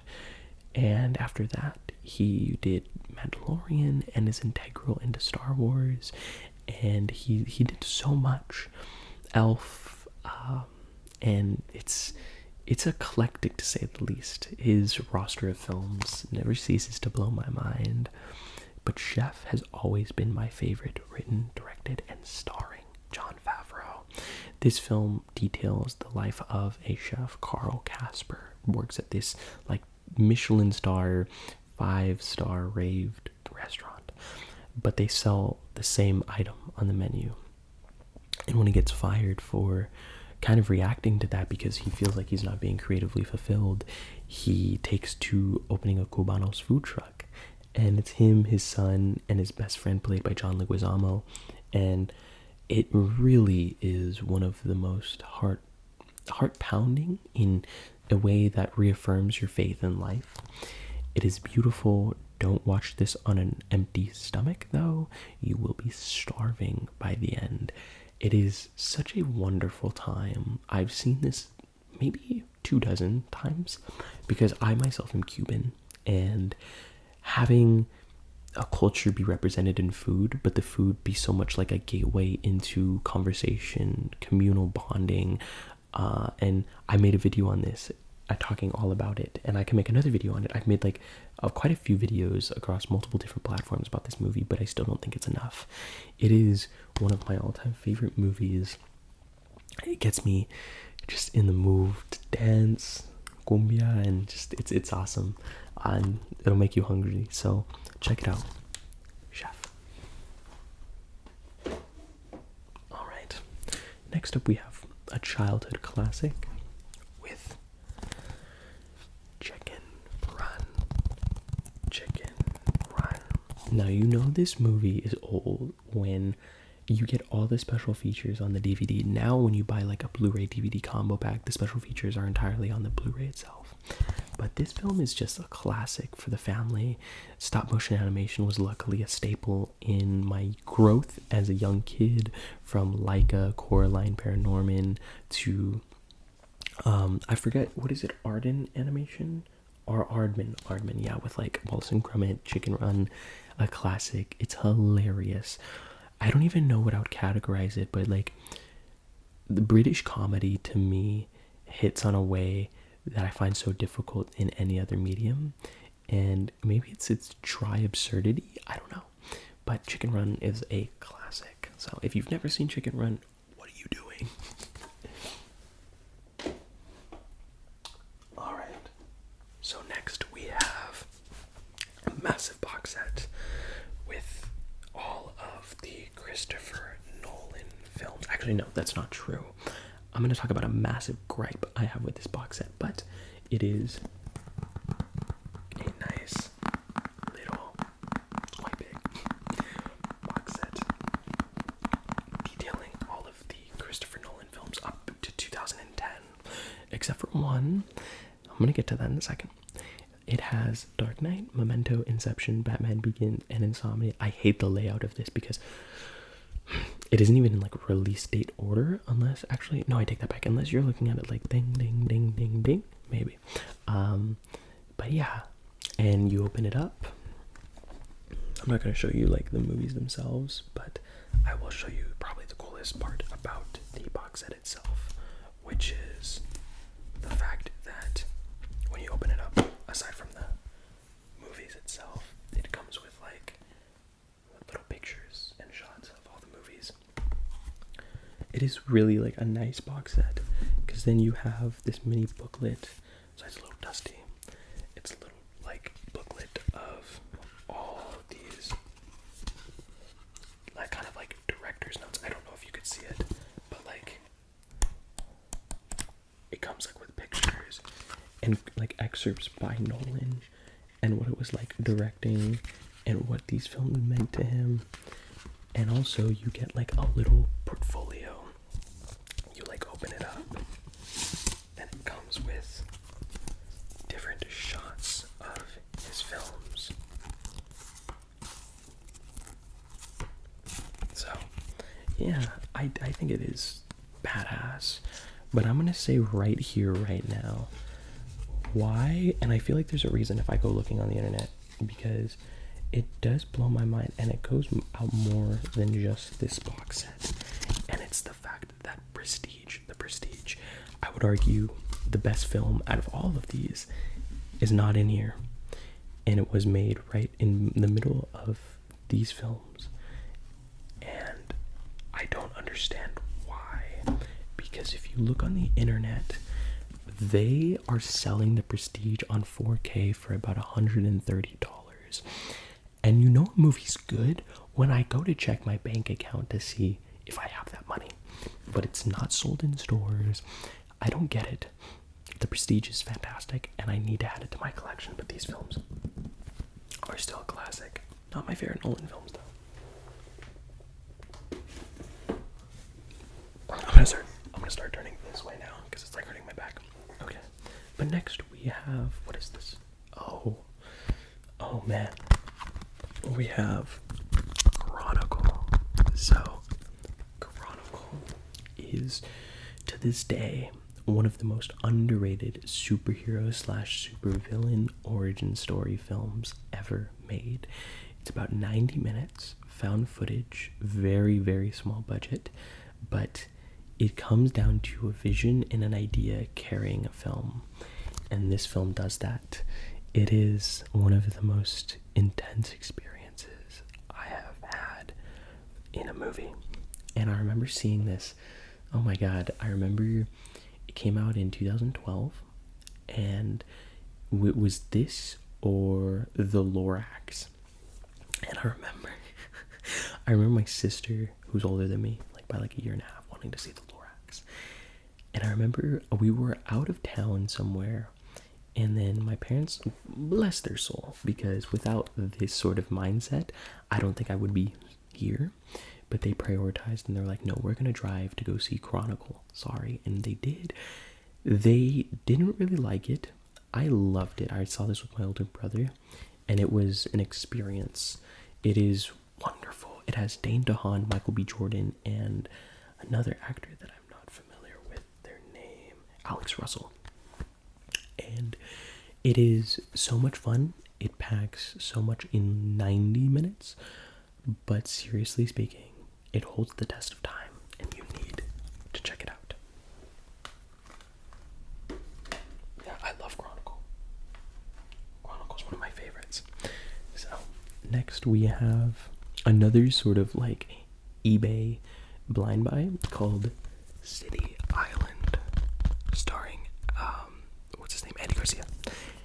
This details a family, a very dysfunctional family that kind of have to confront their dysfunction, and with that you get it like they are all essentially like smokers, right?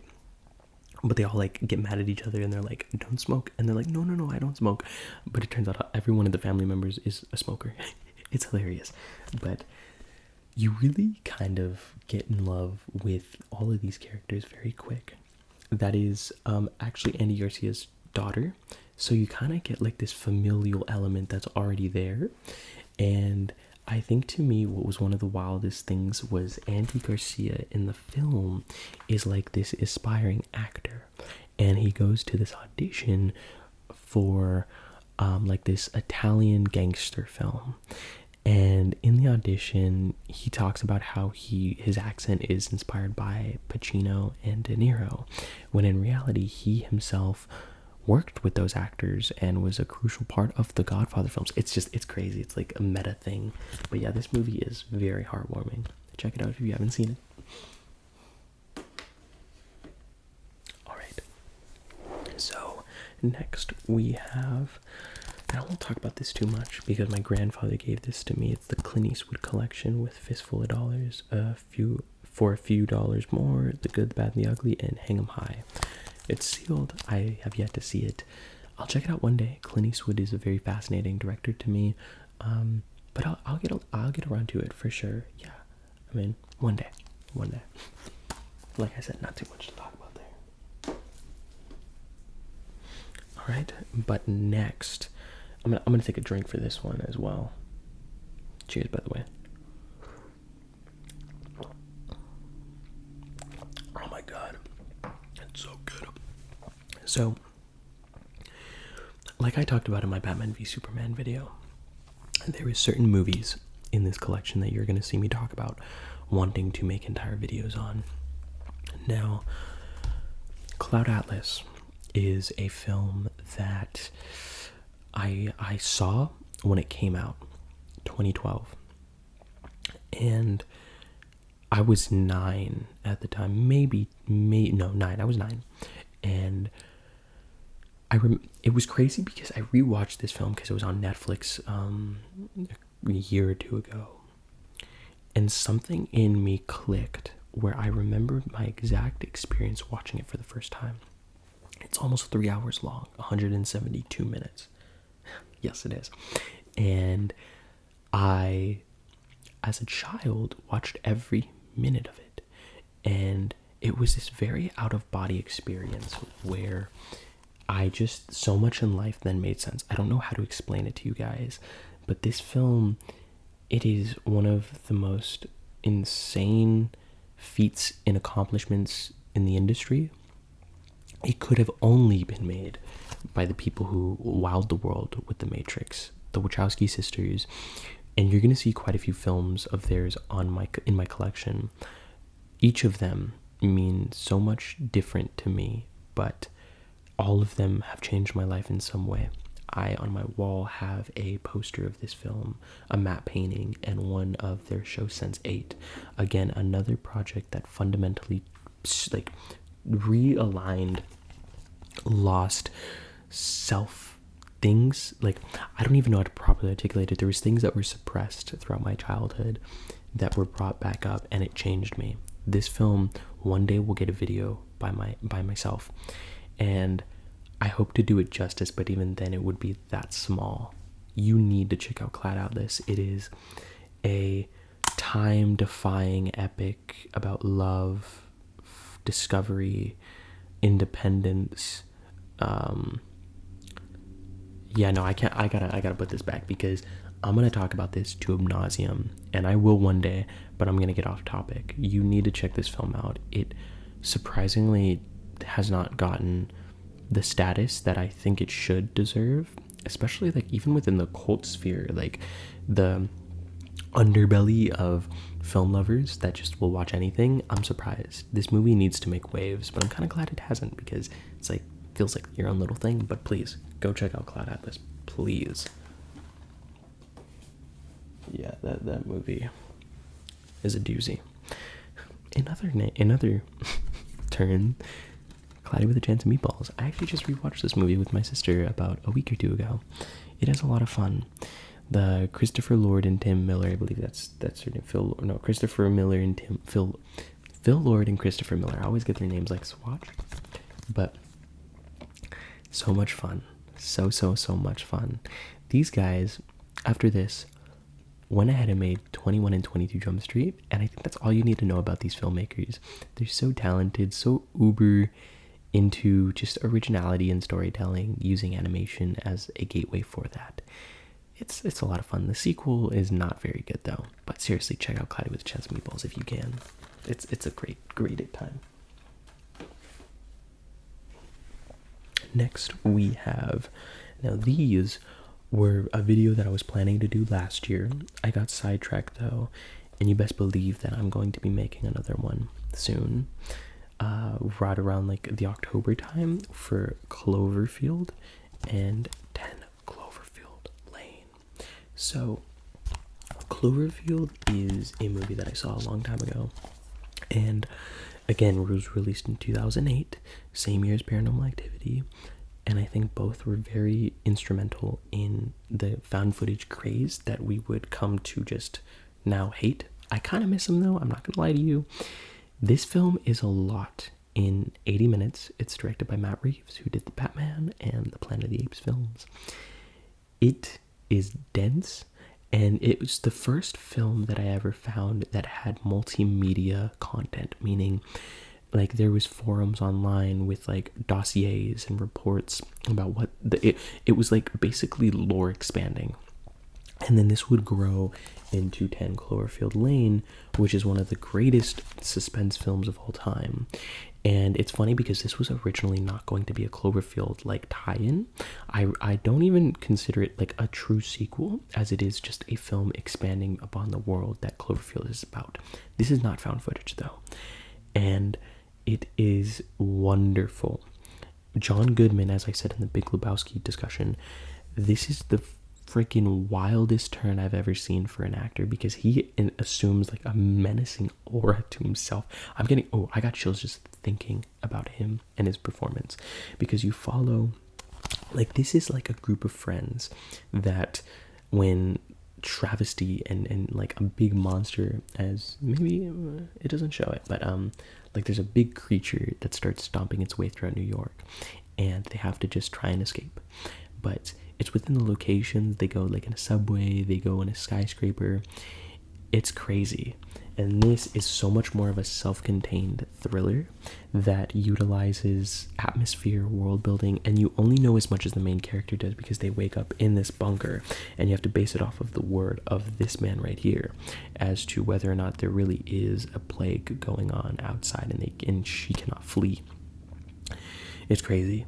The ending, really, to me, outside of you being like a massive Cloverfield fan, you wouldn't understand, sorry if you hear the planes in the background, so you wouldn't understand like the minor subtleties, but the final seconds of the film is exactly what you need to understand that this is a Cloverfield tie-in through and through. It's one of the wildest moments that I had in the theater at the time. You need to check it out. 10 Cloverfield Lane and Cloverfield. Both wonderful films.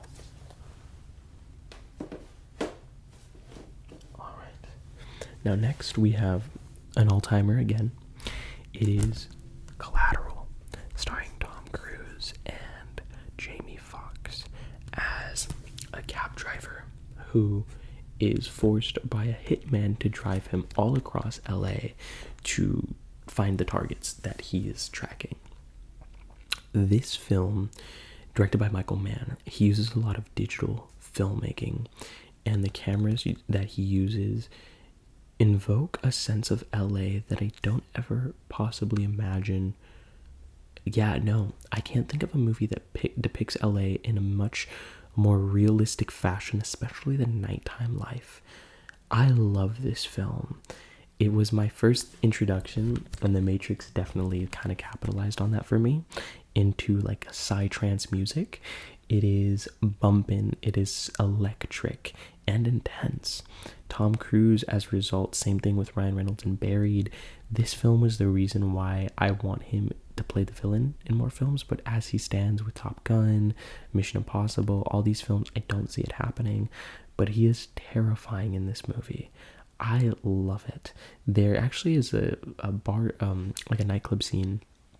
My cousin Cosme, he was kind of like the muscle standing outside, you know, like checking to see if people really were allowed to get in. And the director found him and liked his stature. He's very tall, very intimidating. And he's like, hey, do you want to be in the movie real quick? My cousin was like, hell yeah. So yeah, little cool fact. I love this movie though. Check it out. So good. Alright, next we have a much smaller film called Columbus. Now, Columbus is starring John Cho and Haley Lou Richardson, and it's directed by this man named Kogonada. I believe his name's Kogonada. I could be tripping. Kogonada, yes. He has a new movie coming out this year with Colin Farrell and Jodie Turner-Smith called After Yang. And if it is indicative and reminiscent of anything that this movie is about, because Kogonada got his start as like an essayist talking about movies and art, and this film depicts architecture in Columbus, Ohio, a kind of like monolith for architecture. And it's about these two characters dealing with, I wouldn't say loss, one of them is, I'm not going to say who, but they're dealing with moments in their lives that are definitive, and they're very different in age, in just perspective of life, but they come together. It's very sweet, very slow, but it rewards you because the emotion trickles down, but by the end you realize you've gotten everything you need. I love this film. I just actually recently like watched it, and honestly, it's the kind of film where its subtlety is more for its benefit, because then it kind of like creeps into your mind at random intervals throughout the day. I love it so much. You need to check it out. I cannot recommend this movie enough. Seriously, if you've never seen Columbus, check it out. I love it so much. And it gives you like this reaffirmed feeling and opinion about life, architecture, and the world at large. So, Columbus, check it out.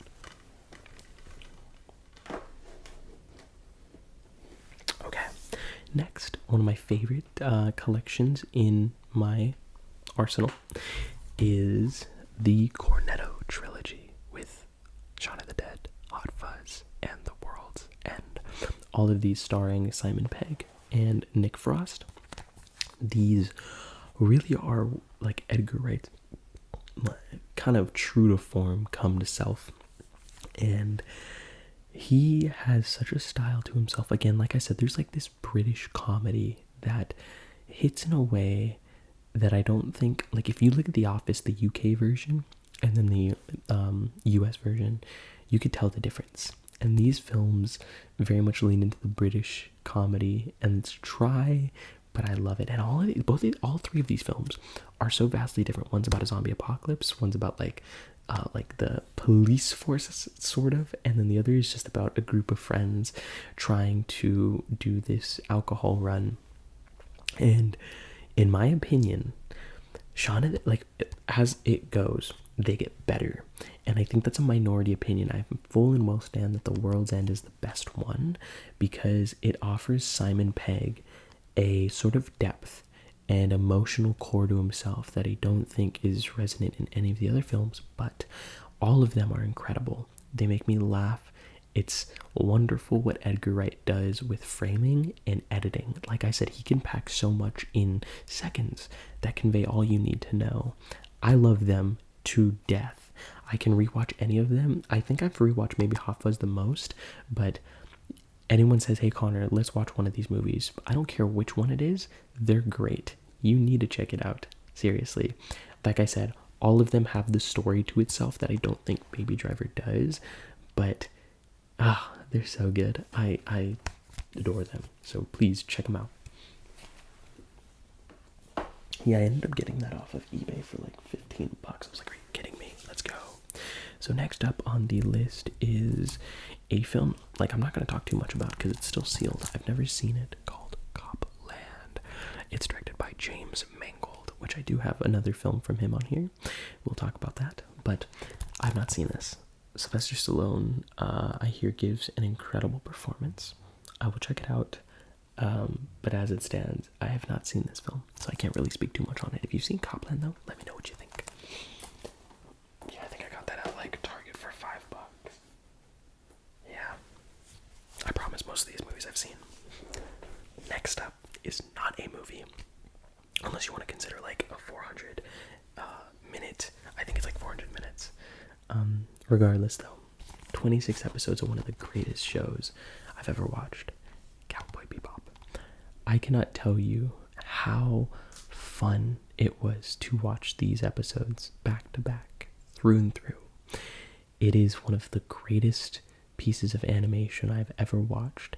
I did watch the dub because, and I'm a sub over dub guy any day, but after hearing how infamously perfect the dub is, I checked it out, and it is so good. It isn't at all what I thought. It really is like, a space epic about these bounty hunters, but to me, what I wasn't expecting was the characterization and how little you get of these characters, but how fulfilling it all is, especially with Faye Valentine's character. Actually, she's not even on the cover. That is Spike Spiegel. To me, it is honestly like one of the best crews and characters written. Jet Black, I believe that's what his name. Jet, I know is his first name. He also is another one of my favorite characters. All of them are so good. Even Ed, the little kid with the dog Ein. I want to see the live action show, but there's a choice that I hear they make, which fundamentally just changes everything. But honestly speaking, Cowboy Bebop to this day is one of my favorites. So check it out if you haven't. Please check it out. I am a little sad though that they don't have the movie. I've not seen the movie. I'm dying to see it. From what I hear too, the movie itself is like even better, which I think is mind-blowing. I don't know how that's possible. But wrapping up this next pile, we have a film called Crash. So Crash is basically like a story about many different characters, many different lives that all intersect in some way. They all crash into each other. And it isn't necessarily as smart as I think it is, as much as I think it thinks it is. And it did win Best Picture. A lot of people still to this day think it is the worst choice to have won Best Picture. I don't know what it was competition was, but I enjoy it. It is quite cut and dry, very surface level, but I will say Michael Pena gives one of his best performances. I mean, this is a cast of all casts. You have Sandra Bullock, Thandie Newton, what is his name? Matt Dillon, Brendan Fraser, like I said, Sandra Bullock, Ludacris, Michael Pena, Don Cheadle. It is an incredible cast. I just wish the movie itself was a little bit better. Like I said, I do think it just thinks it's a bit more smart than it actually is, but hey, it's still a good movie. So check it out if you haven't. I got it for like $5.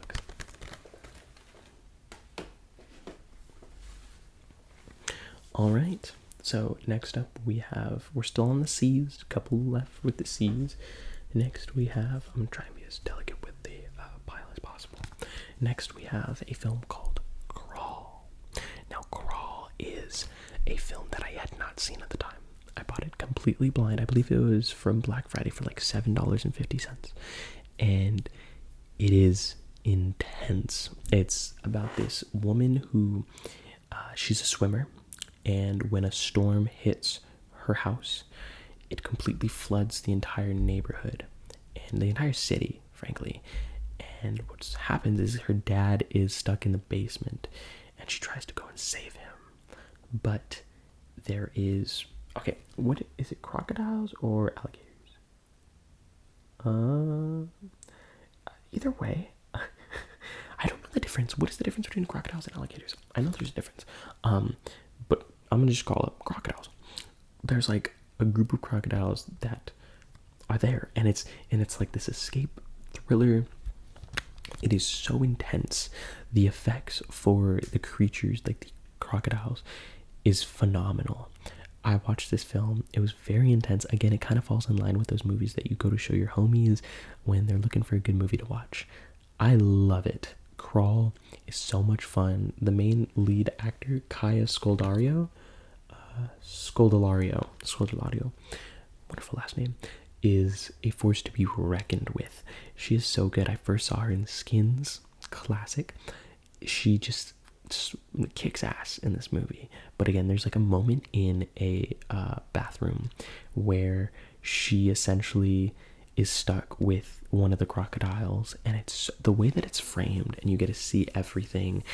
I couldn't imagine what the production was like with all this water, like loose ends, these variables that you have no idea, and how to act in and around water. Oh my god. But Crawl is a film you need to check out. If you're into like these intense thrillers, that's the one for you. Alrighty. Next on our list is a Daniel Craig James Bond collection with Casino Royale, Quantum of Solace, and Skyfall. So I got this a couple years back, and I vividly remember as a kid watching Casino Royale and Skyfall. I remember watching Skyfall in the theater. I was adamant about not wanting to see it. God, 2012 was an incredible year for film. I'm just thinking of all the movies that came out. But my parents were like, again, they did that thing where it's like, no, we're gonna go see it. And they did, and I freaking loved it.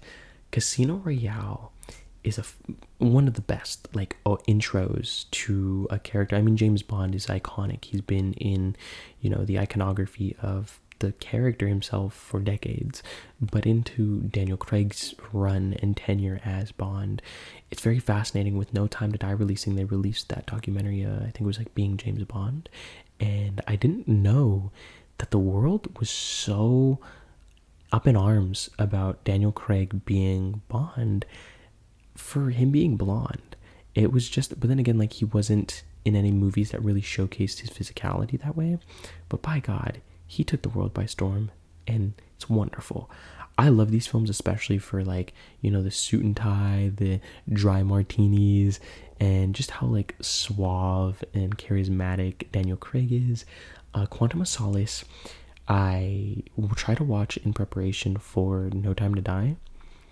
It doesn't look like the films really hold on to that film at all because it was made during the writer's strike, and it is a mess. It is really bad.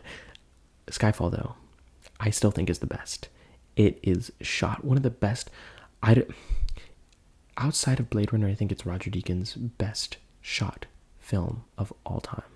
It is gorgeous to look at. Seriously, I do love all of them except for Quantum. Spectre I have issues with, and No Time to Die we will get to, but yes, I love them. You need to check it out. I think what I'm going to do is start stacking the movies up a little bit, and then when it gets to like 4 or 5, that's when I'll like put them back. But next up we have nothing like the Daniel Craig Bond films. Backwards, sorry.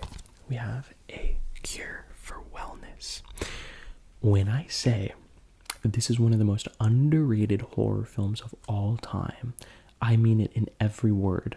It stars Dane DeHaan, and he's this businessman who is tasked with trying to recover this one of the heads of the company that is needed to make a decision for the company's stability, when in reality they need him to sign off on an agreement that'll keep hushing up their illegal doings. And when he gets there, it's this wellness center in Germany, I believe, and it is on this mountain, and you realize something is wrong, something is off way too quick, and everything looks so perfect. and you uncover and peel back the layers. But where I think this film excels is within the presentation. Every shot has this level of symmetry, this look and atmosphere to itself. It's directed by Gore Verbinski, who has one of the wildest filmographies, I think, of anybody I know. He did the Pirates of the Caribbean trilogy. He did Rango, Lone Ranger, which is all right, Production Nightmare, and then he did this. After seeing this, I made a video on it again in my channel. Link, you can just check out the playlist for recommendations.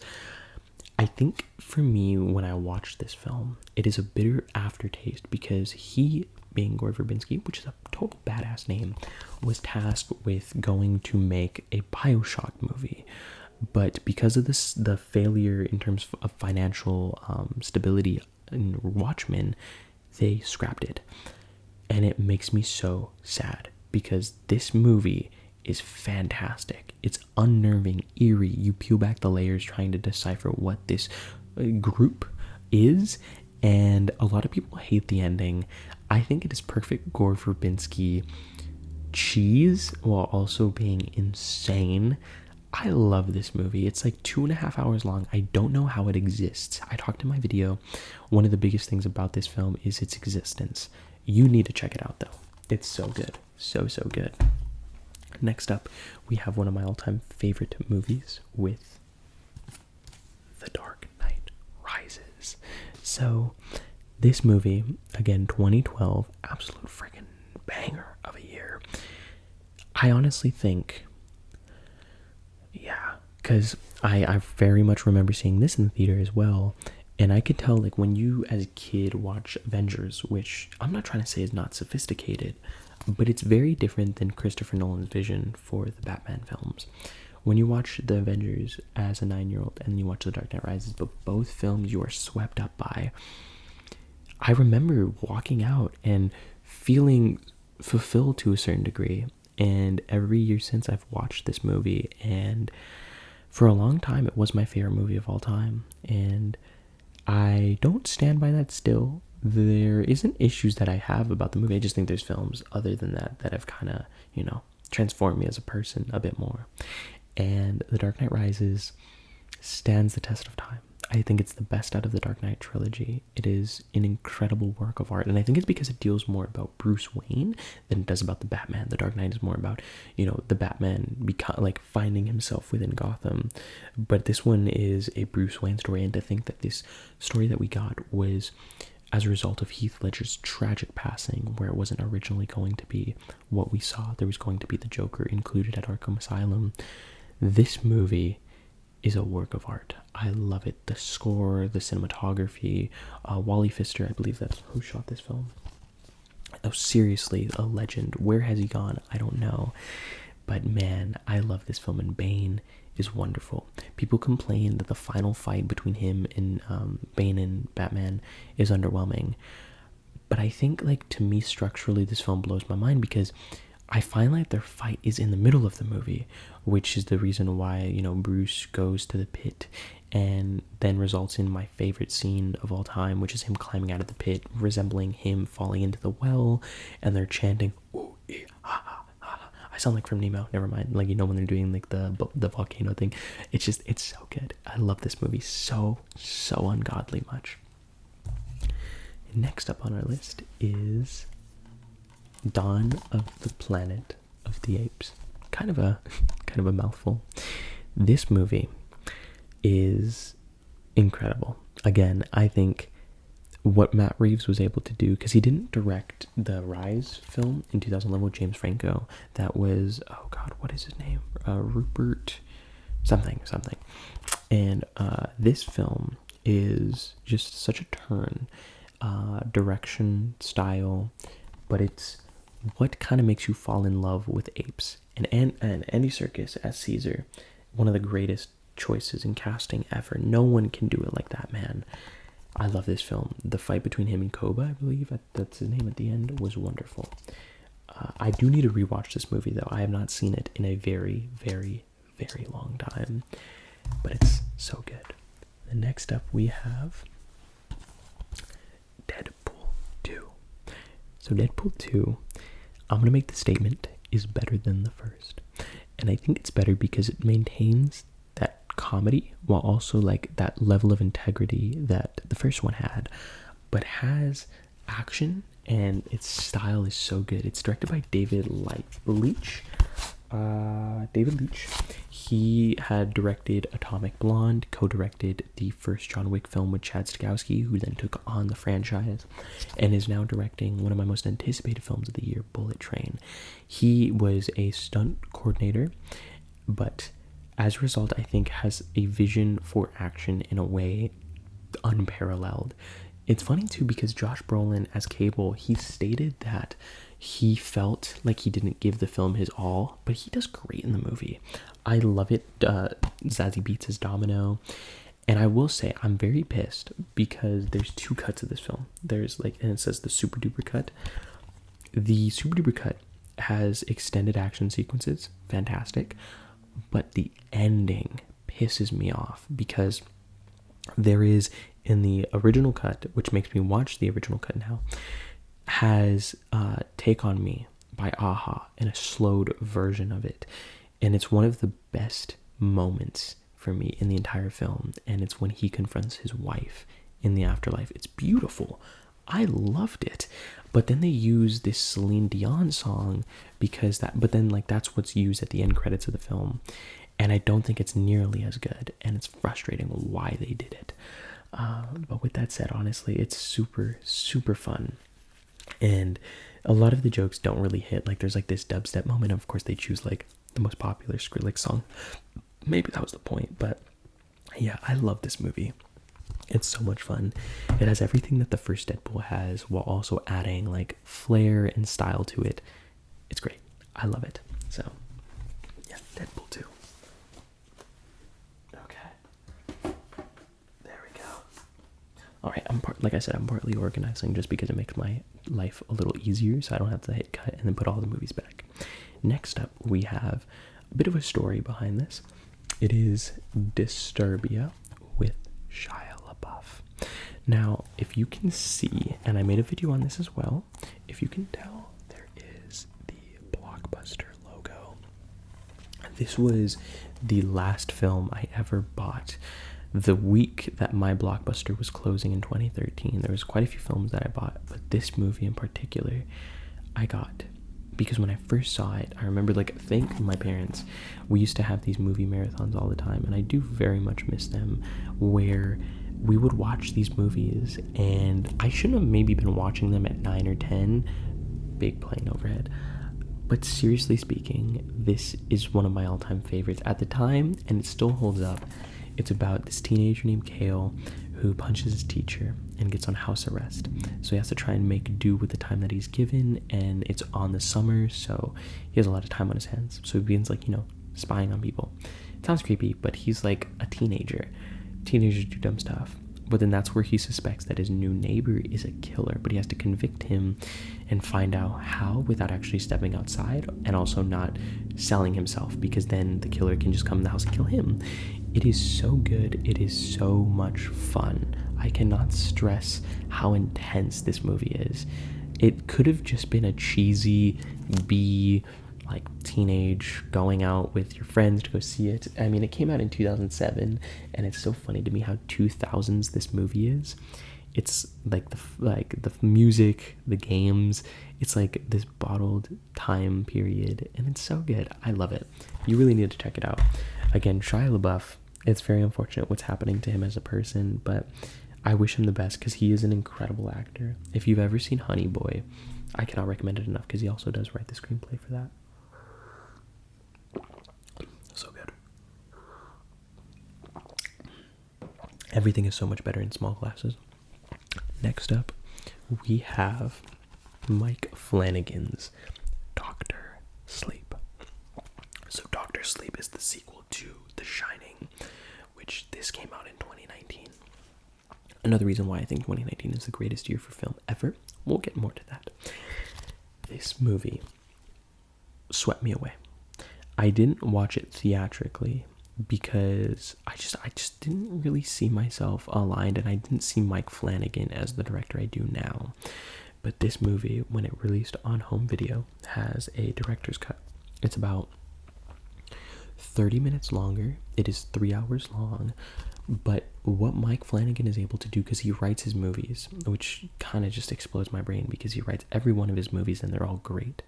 But he wrote this movie, and it is a dissection of grief manifested, of escaping your traumas, trauma itself, for about 2/3 of the movie. And I think, to me, if I were to pick a flaw, it's that final act that really does become a shining sequel doesn't stand up to the excellency of the first 2 acts. Rebecca Ferguson as, I'm just going to call her the Mad Hatter, or Rose the Hat, I think that's her name. Menacing. There is a moment in the film where she astral projects to find this little girl, which is the key to so much, and it sticks with me to this day. I don't get how Mike Flanagan is able to have this knack for storytelling on a budget, but it is a treat to behold. You need to check it out. Next on the list is a Criterion collection for Do the Right Thing. This is Spike Lee at a level, man, this is an entire experience to behold. It is a Criterion collection. It's one of the best they have. So it follows a single block in New York on the hottest day in the year, in the summer. As the AC and the air conditioning is out, you feel the sweltering heat throughout them all. And you follow all of these lives on the hottest day, whether it be from this pizzeria that's family owned, to this man who holds a boombox, I believe his name was Radio Raheem, or Spike Lee's character. And it delves so heavily into race, class, as these people have these conversations about such. And this collection, this is an entire book. This has to be like 100 pages. Oh my god, yeah. And you are given document, like, you get script pages, you get production notes itself. I mean, yeah, it's Spike literally just documenting what he feels about the making of the movie. It's an incredible look into all of these characters, all of these lives, but more importantly, it's the message it holds and why Spike felt the need to tell this story. This is one of the greatest collector's editions that I have, because Criterion, it's this company that just makes, you know, films that deserve more attention, given that, and they hand out these collector's items, and they have these flash sales every year, and I really think I only paid $20 for this. Ugh, crazy. I think it might be my favorite Criterion collection, I think, because the movie itself is, again, a top 10er for me. I saw it actually very recently last year, and God, I loved it. I love it. I think it's another film like Blind Spotting that needs to be taught in schools as much as possible. So, Blind Spotting, or Do the Right Thing, and then Blind Spotting.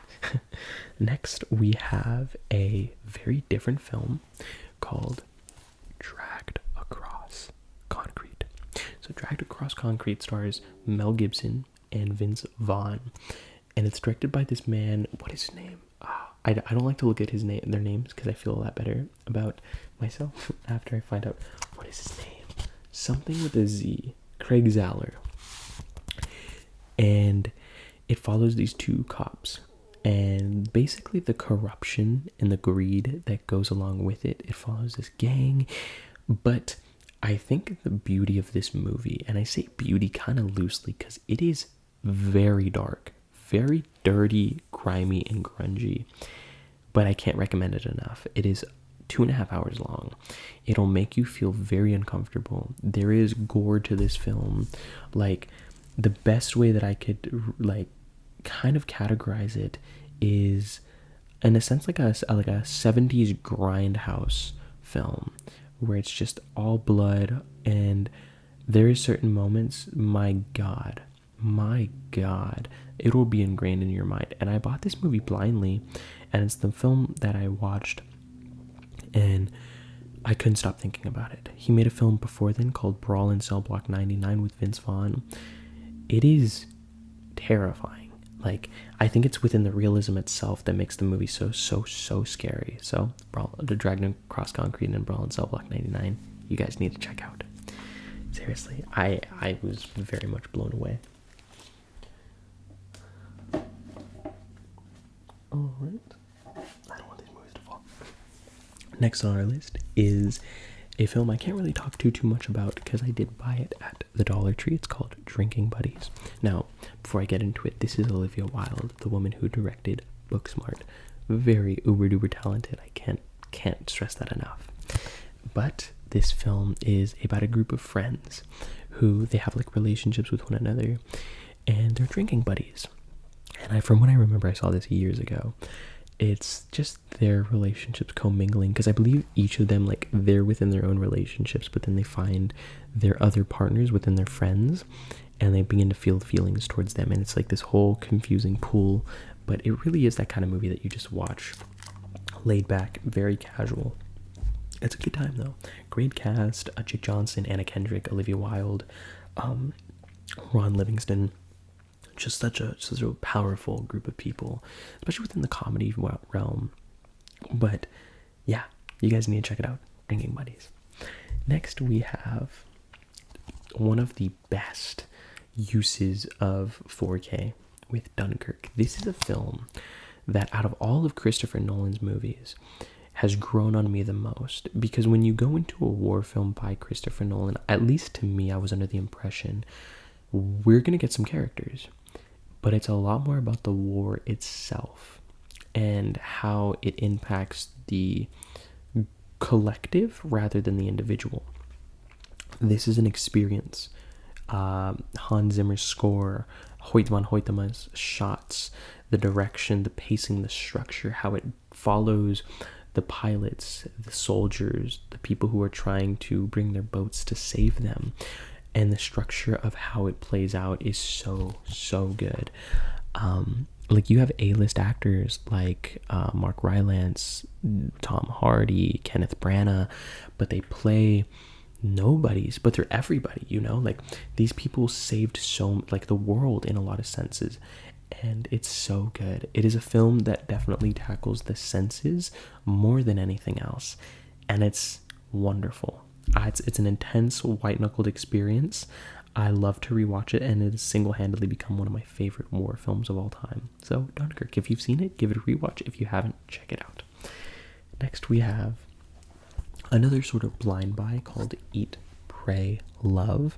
This movie follows Julia Roberts as she basically goes around the world, because she, for the longest time, was just stuck in New York, and she feels the need to go just find herself in the exploration of the world. Now, I saw a little bit of this on TV with my parents, and I'm a sucker for rom-coms. That is probably like my soft spot.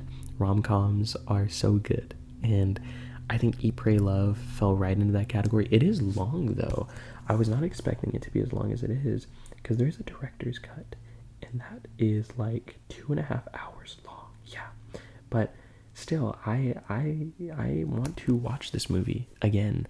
It feels like a slice of life type thing, and I don't know what it is about rom-coms. Ever since I was young, I kind of just attracted myself towards it, because a lot of them are hyper extended emotions that aren't real, but it all is based off of things such as love, attraction, and I love them. I love them for their simplicity. I think that's why movies like Little Women or Pride and Prejudice, which is a period piece but also a love story, it comes down to the fundamentals of humans. It isn't about the fluff or the tangibility.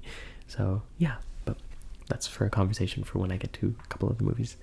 Next, we have one of my favorite steelbooks with Edward Scissorhands, one of my favorite Tim Burton films. And I love this collection so much because it's just, I think steelbooks are great in moderation. I'm not a steelbook collector, but this was at Target for about $15. And again, like I said, Tim Burton now versus then, drastically different. This movie's incredible. Incredible. The production design, the colors, and Johnny Depp as Edward Scissorhands is a staple. Same thing with Winona Ryder. Do not want to not like forget about her. This movie I love. It is a perfect Christmas film. Danny Elfman, I'm almost positive, was the one who composed this. He is one of my favorite composers of all time. I will say, like, recently, Multiverse of Madness was an exception. He rocked.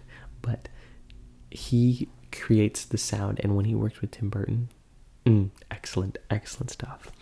I love this movie so much. It's so sweet, so tender.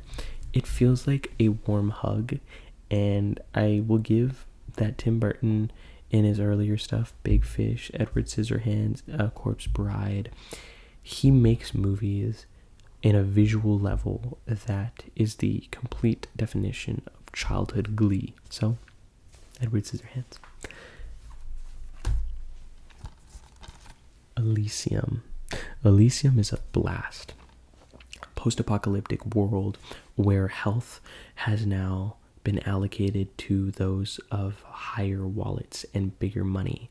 You can basically be endlessly alive. You can be just absolved of any sickness, any ailment for the right price. But that leaves the people on Earth, because they fled to this ring, but that leaves the people on Earth scounging for freedom, for livelihood. And so when Matt Damon agrees / doesn't agree, but is tasked essentially with going to this ring, infiltrating it, and trying to make their machines and their technology available for everyone, you get one of the craziest rides in recent memory with a sci-fi film.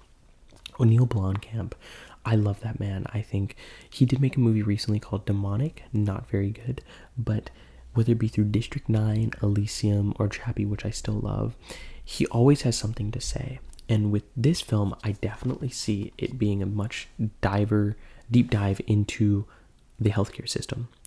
And it is a great film. Matt Damon kicks ass in this movie. If you've never seen it, check it out. There is this villain played by Sharplo Copley.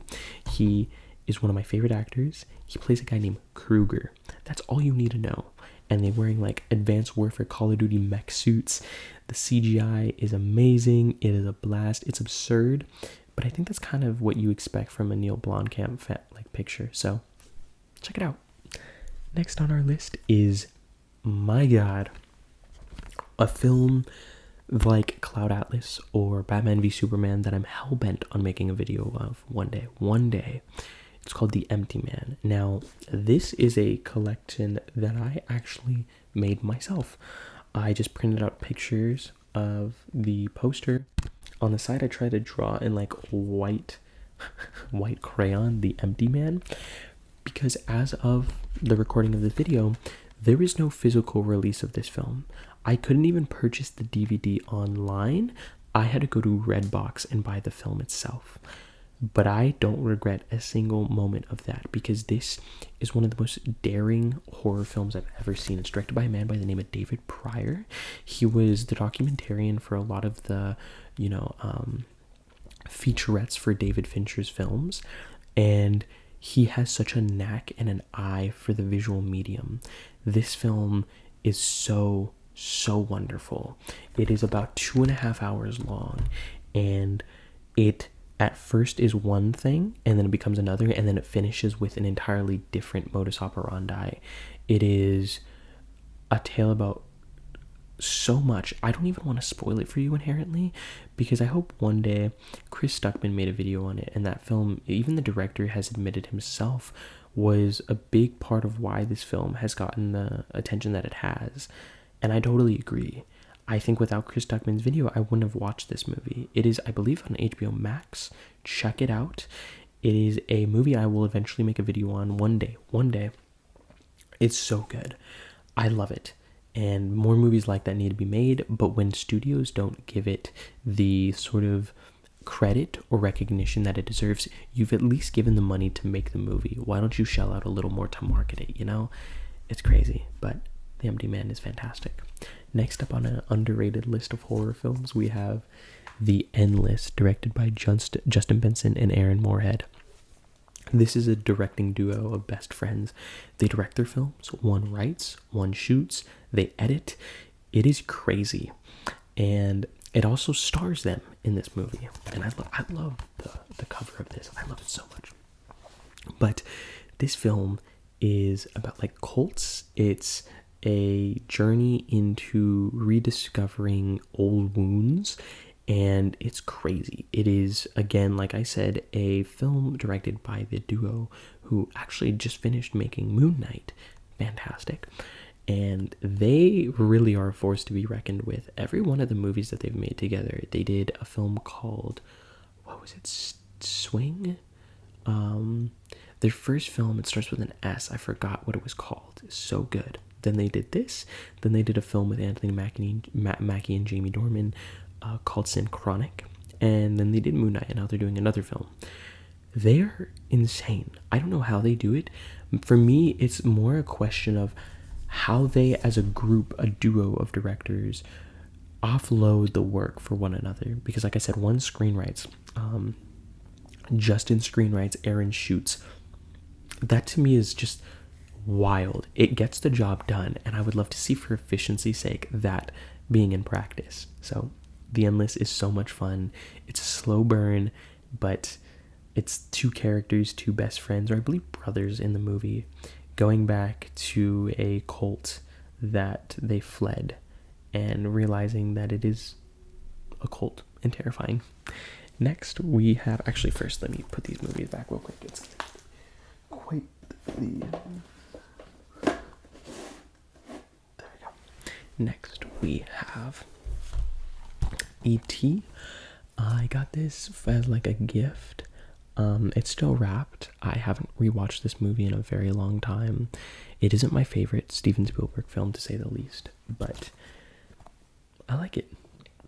It's sweet. Has a young Drew Barrymore. This actor is a heavy staple in Mike Flanagan films. The guy that I said directed Dr. Sleep, Hush, all the Midnight Mass, imperative for me. He is a great actor. But yeah, E.T. I wish I had more to say about the movie. It's just not really a film that I seek out a lot. But next we have Evil Dead and Evil Dead 2. Out of all the movies, this is my most recent purchase, even though it's like probably the oldest films in my collection. It's because I've wanted to watch Evil Dead 2 for the longest time. I saw Evil Dead a couple months ago, and I saw it with one of my best friends, and we had an incredible time. If you go in expecting a cheese fest, but understanding that this is a director at the age of 20 with a very small budget that they used to, which was ending up going to go to college, but he dropped out and used it to make the movie, I think it's just so endlessly inspiring. After having seen Multiverse of Madness, it was like Sam Raimi incarnate. Like, obviously it's a Sam Raimi directed film, but having this be more of a blueprint for Multiverse of Madness than the Spider-Man films was so surprising. I'm watching the second one as we speak, and they're a blast. They're 80 minutes long, cheesy to the nines, but Bruce Campbell is one of my favorite actors, and his relationship with Sam Raimi, they're basically like brothers. There's a story about how when Bruce Campbell got the phone call from Sam Raimi to be in Multiverse of Madness, Sam Raimi texted him, "Hey baby." I love that. I love that so much. But next we have Ex Machina. Okay, so Ex Machina, as I was talking about when discussing Annihilation, is to me one of the greatest sci-fi films ever made. It stars Domhnall Gleeson, Oscar Isaac, and Alicia Vikander, the three actors in this film that live on like this remote house, with Oscar Isaac being like this tech developer and Domhnall Gleeson essentially getting a raffle win to go and be flown out to his residence to see his newest invention, which is this AI being. And it slowly becomes like what humanity is, who is the actual human here, and who is the robot. It is so enthralling to me. Everything about the film, like I said, the score was composed by the same group that did Annihilation. It is electronic. It is very futuristic, but also like the camera and the CGI, how they both work together. I don't get it. I don't get, for the budget it has, this film looks incredible. The ending will mess you up though. I love this film so much. I saw it when I was very young. I remember I rented it, and there's moments where like you're not supposed to like watch it with family unless you have like a weird family. I always get embarrassment when I'm watching a movie and there's like a nudity, and I'm like, I'm a full grown adult, I don't need to get embarrassed, but I'm watching it with my parents, I get like slight embarrassment. It isn't too much, but it's just an interesting predicament. But Ex Machina is a lot of a movie, but all of which you need to check out. Next up we have fantastic Mr. Fox, one of my all-time favorite animated films, directed by Wes Anderson. And to me, I think Wes Anderson is a very interesting director. So many of his films I find difficult to align with, but I think his style works best in animated format. And this collector's edition, again, like Do the Right Thing, has a much smaller booklet, but a booklet nonetheless. Like the inside is so good. I love it. It's so cool. You get like the bonus features, the DVD, the Blu-ray. The back is like the landscape. The booklet itself, though, is like director's notes and behind the scenes images of the characters, the models, what it was like to make the process of the film, because this was Wes Anderson's first animated film. Then he did Isle of Dogs in 2019, and yeah, I think it's his best film because his absurdist style works, in my opinion, best in animated format. I love it. Wes Anderson, though, is a filmmaker that I'm trying to get into time and time again, but I find it difficulty to do so. But we'll get there, for sure. So, fantastic, Mr. Fox.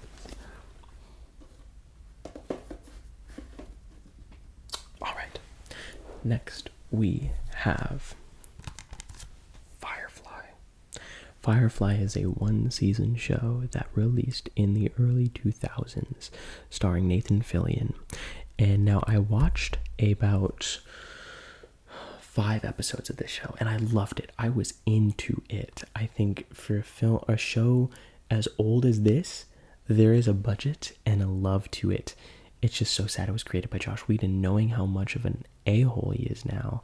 It's unfortunate. It very much is unfortunate, but it doesn't stop this film and everyone else involved in the making of it, making this film as, I call it a film. I do honestly just feel it is like a long film, a 665-minute film. It seriously is so good, though. If you're a sci-fi nerd, if you're into Star Trek, Star Wars, and you're looking for a really great show with incredible characters, Firefly is it for you. Check it out, guys. And next we have one of my favorite romance films, 500 Days of Summer. Now, 500 Days of Summer is, to me, like, it's a film bro movie where a lot of people defend the guy, I forget what his name is, Nick and what is his name? No, I just know the actor Joseph Gordon-Levitt, again, from like Brick. He's so good, and it has Zooey Deschanel, and it's a love story, but it isn't a love story. It's a self-discovery story, but it's also, it's a lot.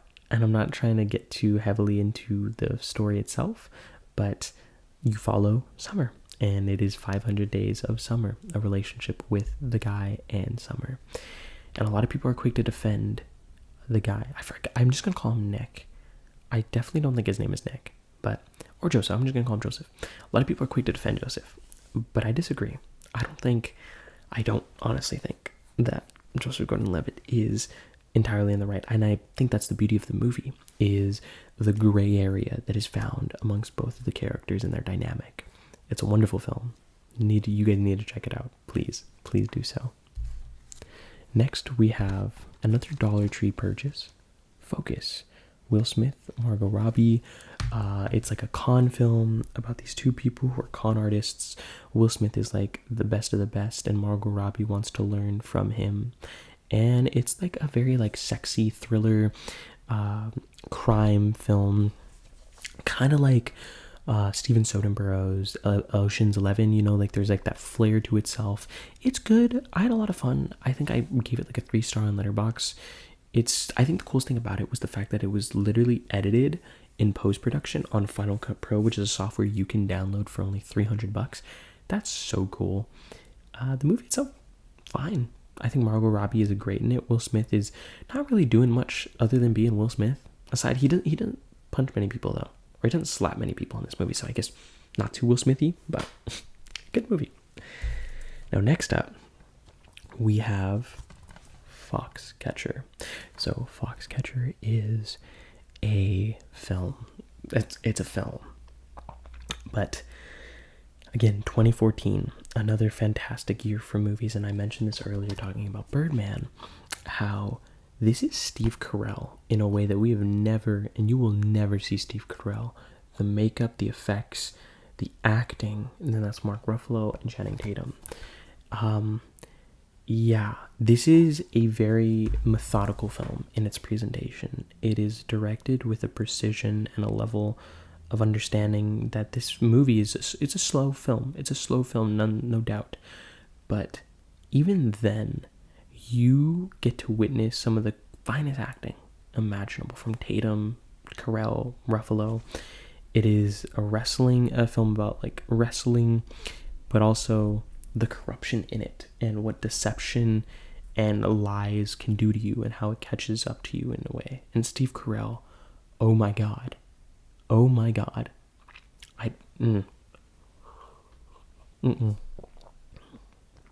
He's utterly menacing in this film. And although having J.K. Simmons win Best Actor in the movie that year for Whiplash makes sense, I will never not think of Steve Carell. So yeah, it's great. Next up we have a film called Frank. Now Frank I saw years ago. I think the year it came out, 2014, and I haven't seen it since. Dollar Tree purchase. It's still sealed, but I will get around to it. Michael Fassbender as Frank, a man who wears this helmet, this face in a way, and honestly, it really is a lot more about like identity. Like, he's a musician, and from what I remember, it's a very oddball, very outlandish film, but it has a beating heart to itself that really makes you love yourself in a lot of ways. And Michael Fassbender, even behind a mask, a literal mask, is so good in the movie. You need to check it out. Definitely. Frank is so good. Next up, we have another sort of dark comedy called Funny People. This is directed by Judd Apatow, starring Adam Sandler, Seth Rogen, and Leslie Mann. Leslie Mann is actually Judd Apatow's wife. And basically, Adam Sandler is this comedian who is diagnosed with, like, I believe cancer. And at once he thinks it's terminal. So he kind of goes around doing these moments and events, stand up. And Seth Rogen is like this very huge fan of his. And it's kind of sad, I won't even lie. You get to find this man confront himself after realizing that he's been pursuing a persona of himself as a comic when there's a lot more to himself. But it is a Judd Apatow film, so it feels very casual. A lot of the actors in the film he's friends with, and it's good. It's long. Judd Apatow makes very long movies, but even the extended cut, which is like 2.5 hours long, doesn't need to be. But I enjoy it. It's crude at times, and it isn't amazing, but I have a great time with it. And I think Adam Sandler churns a really good performance. I think ultimately he's done better, and there's 2 films in my collection that prove so. So yeah, Funny People's really good though. I'm gonna put this back. There we go. We're getting through it. Now next we have The Gallows. So The Gallows is a horror film, very much jump scare filled. It's good. It's okay, no, I'm gonna be honest with you, it's pretty bad.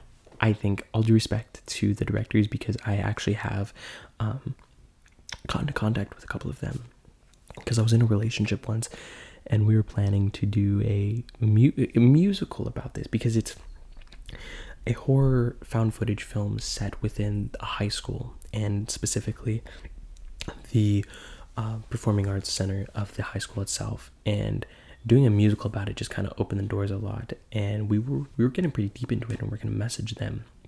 It kind of fell through.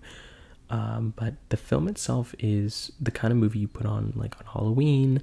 You're having a great time with friends and you're looking for something cheesy to watch. It's jump scare filled.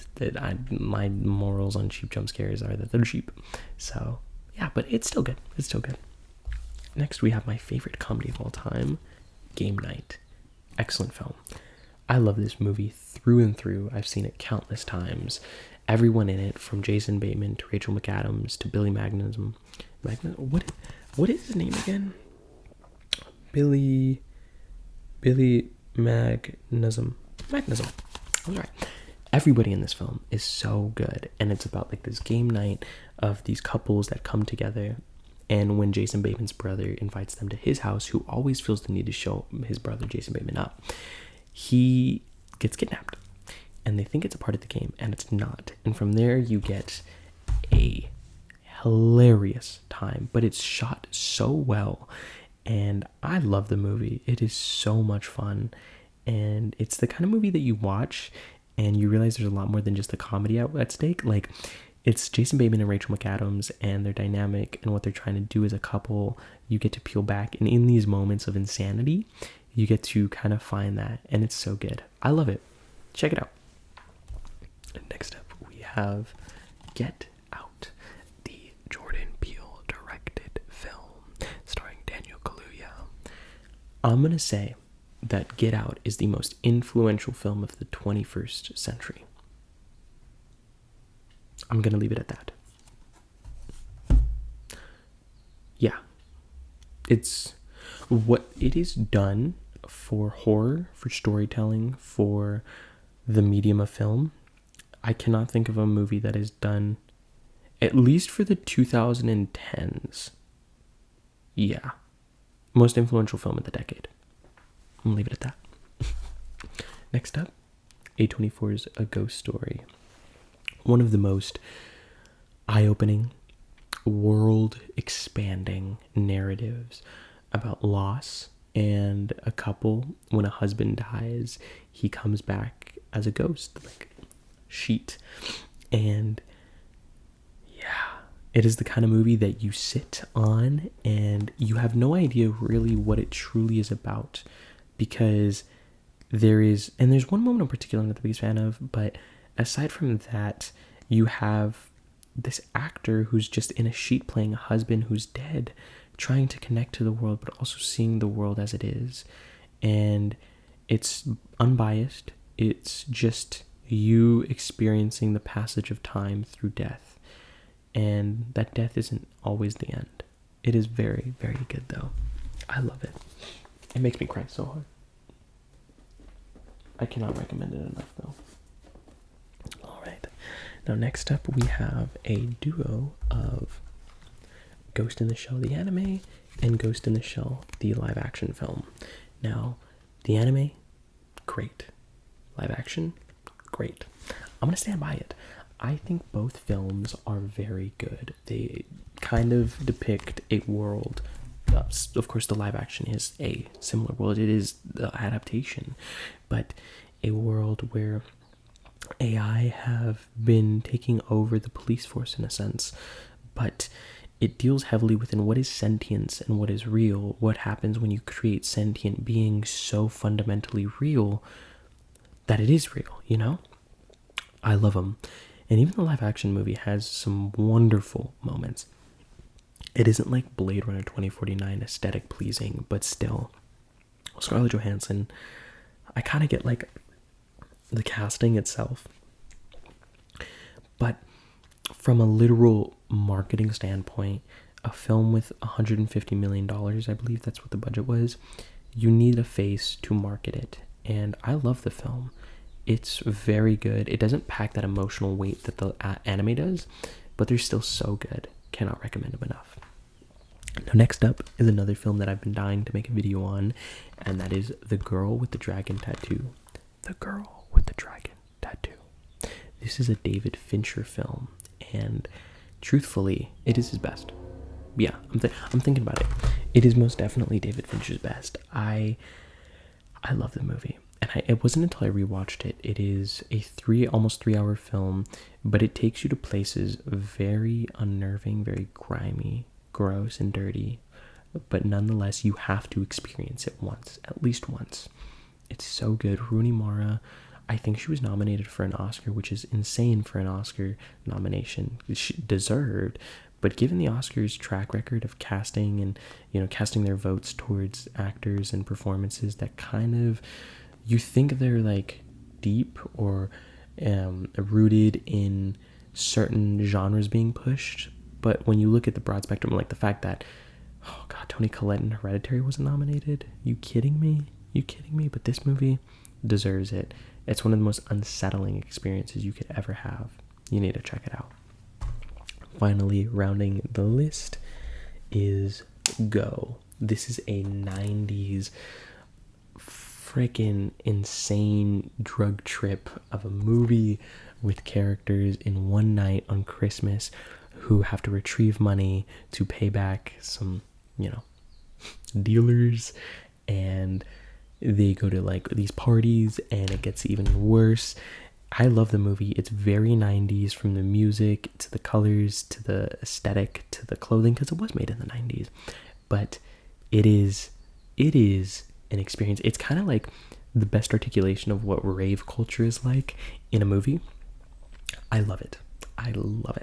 So you guys need to check it out for sure. And honestly, there's a lot of movies from like the 90s that I think just need a lot more recognition, and that being one of them. So yeah.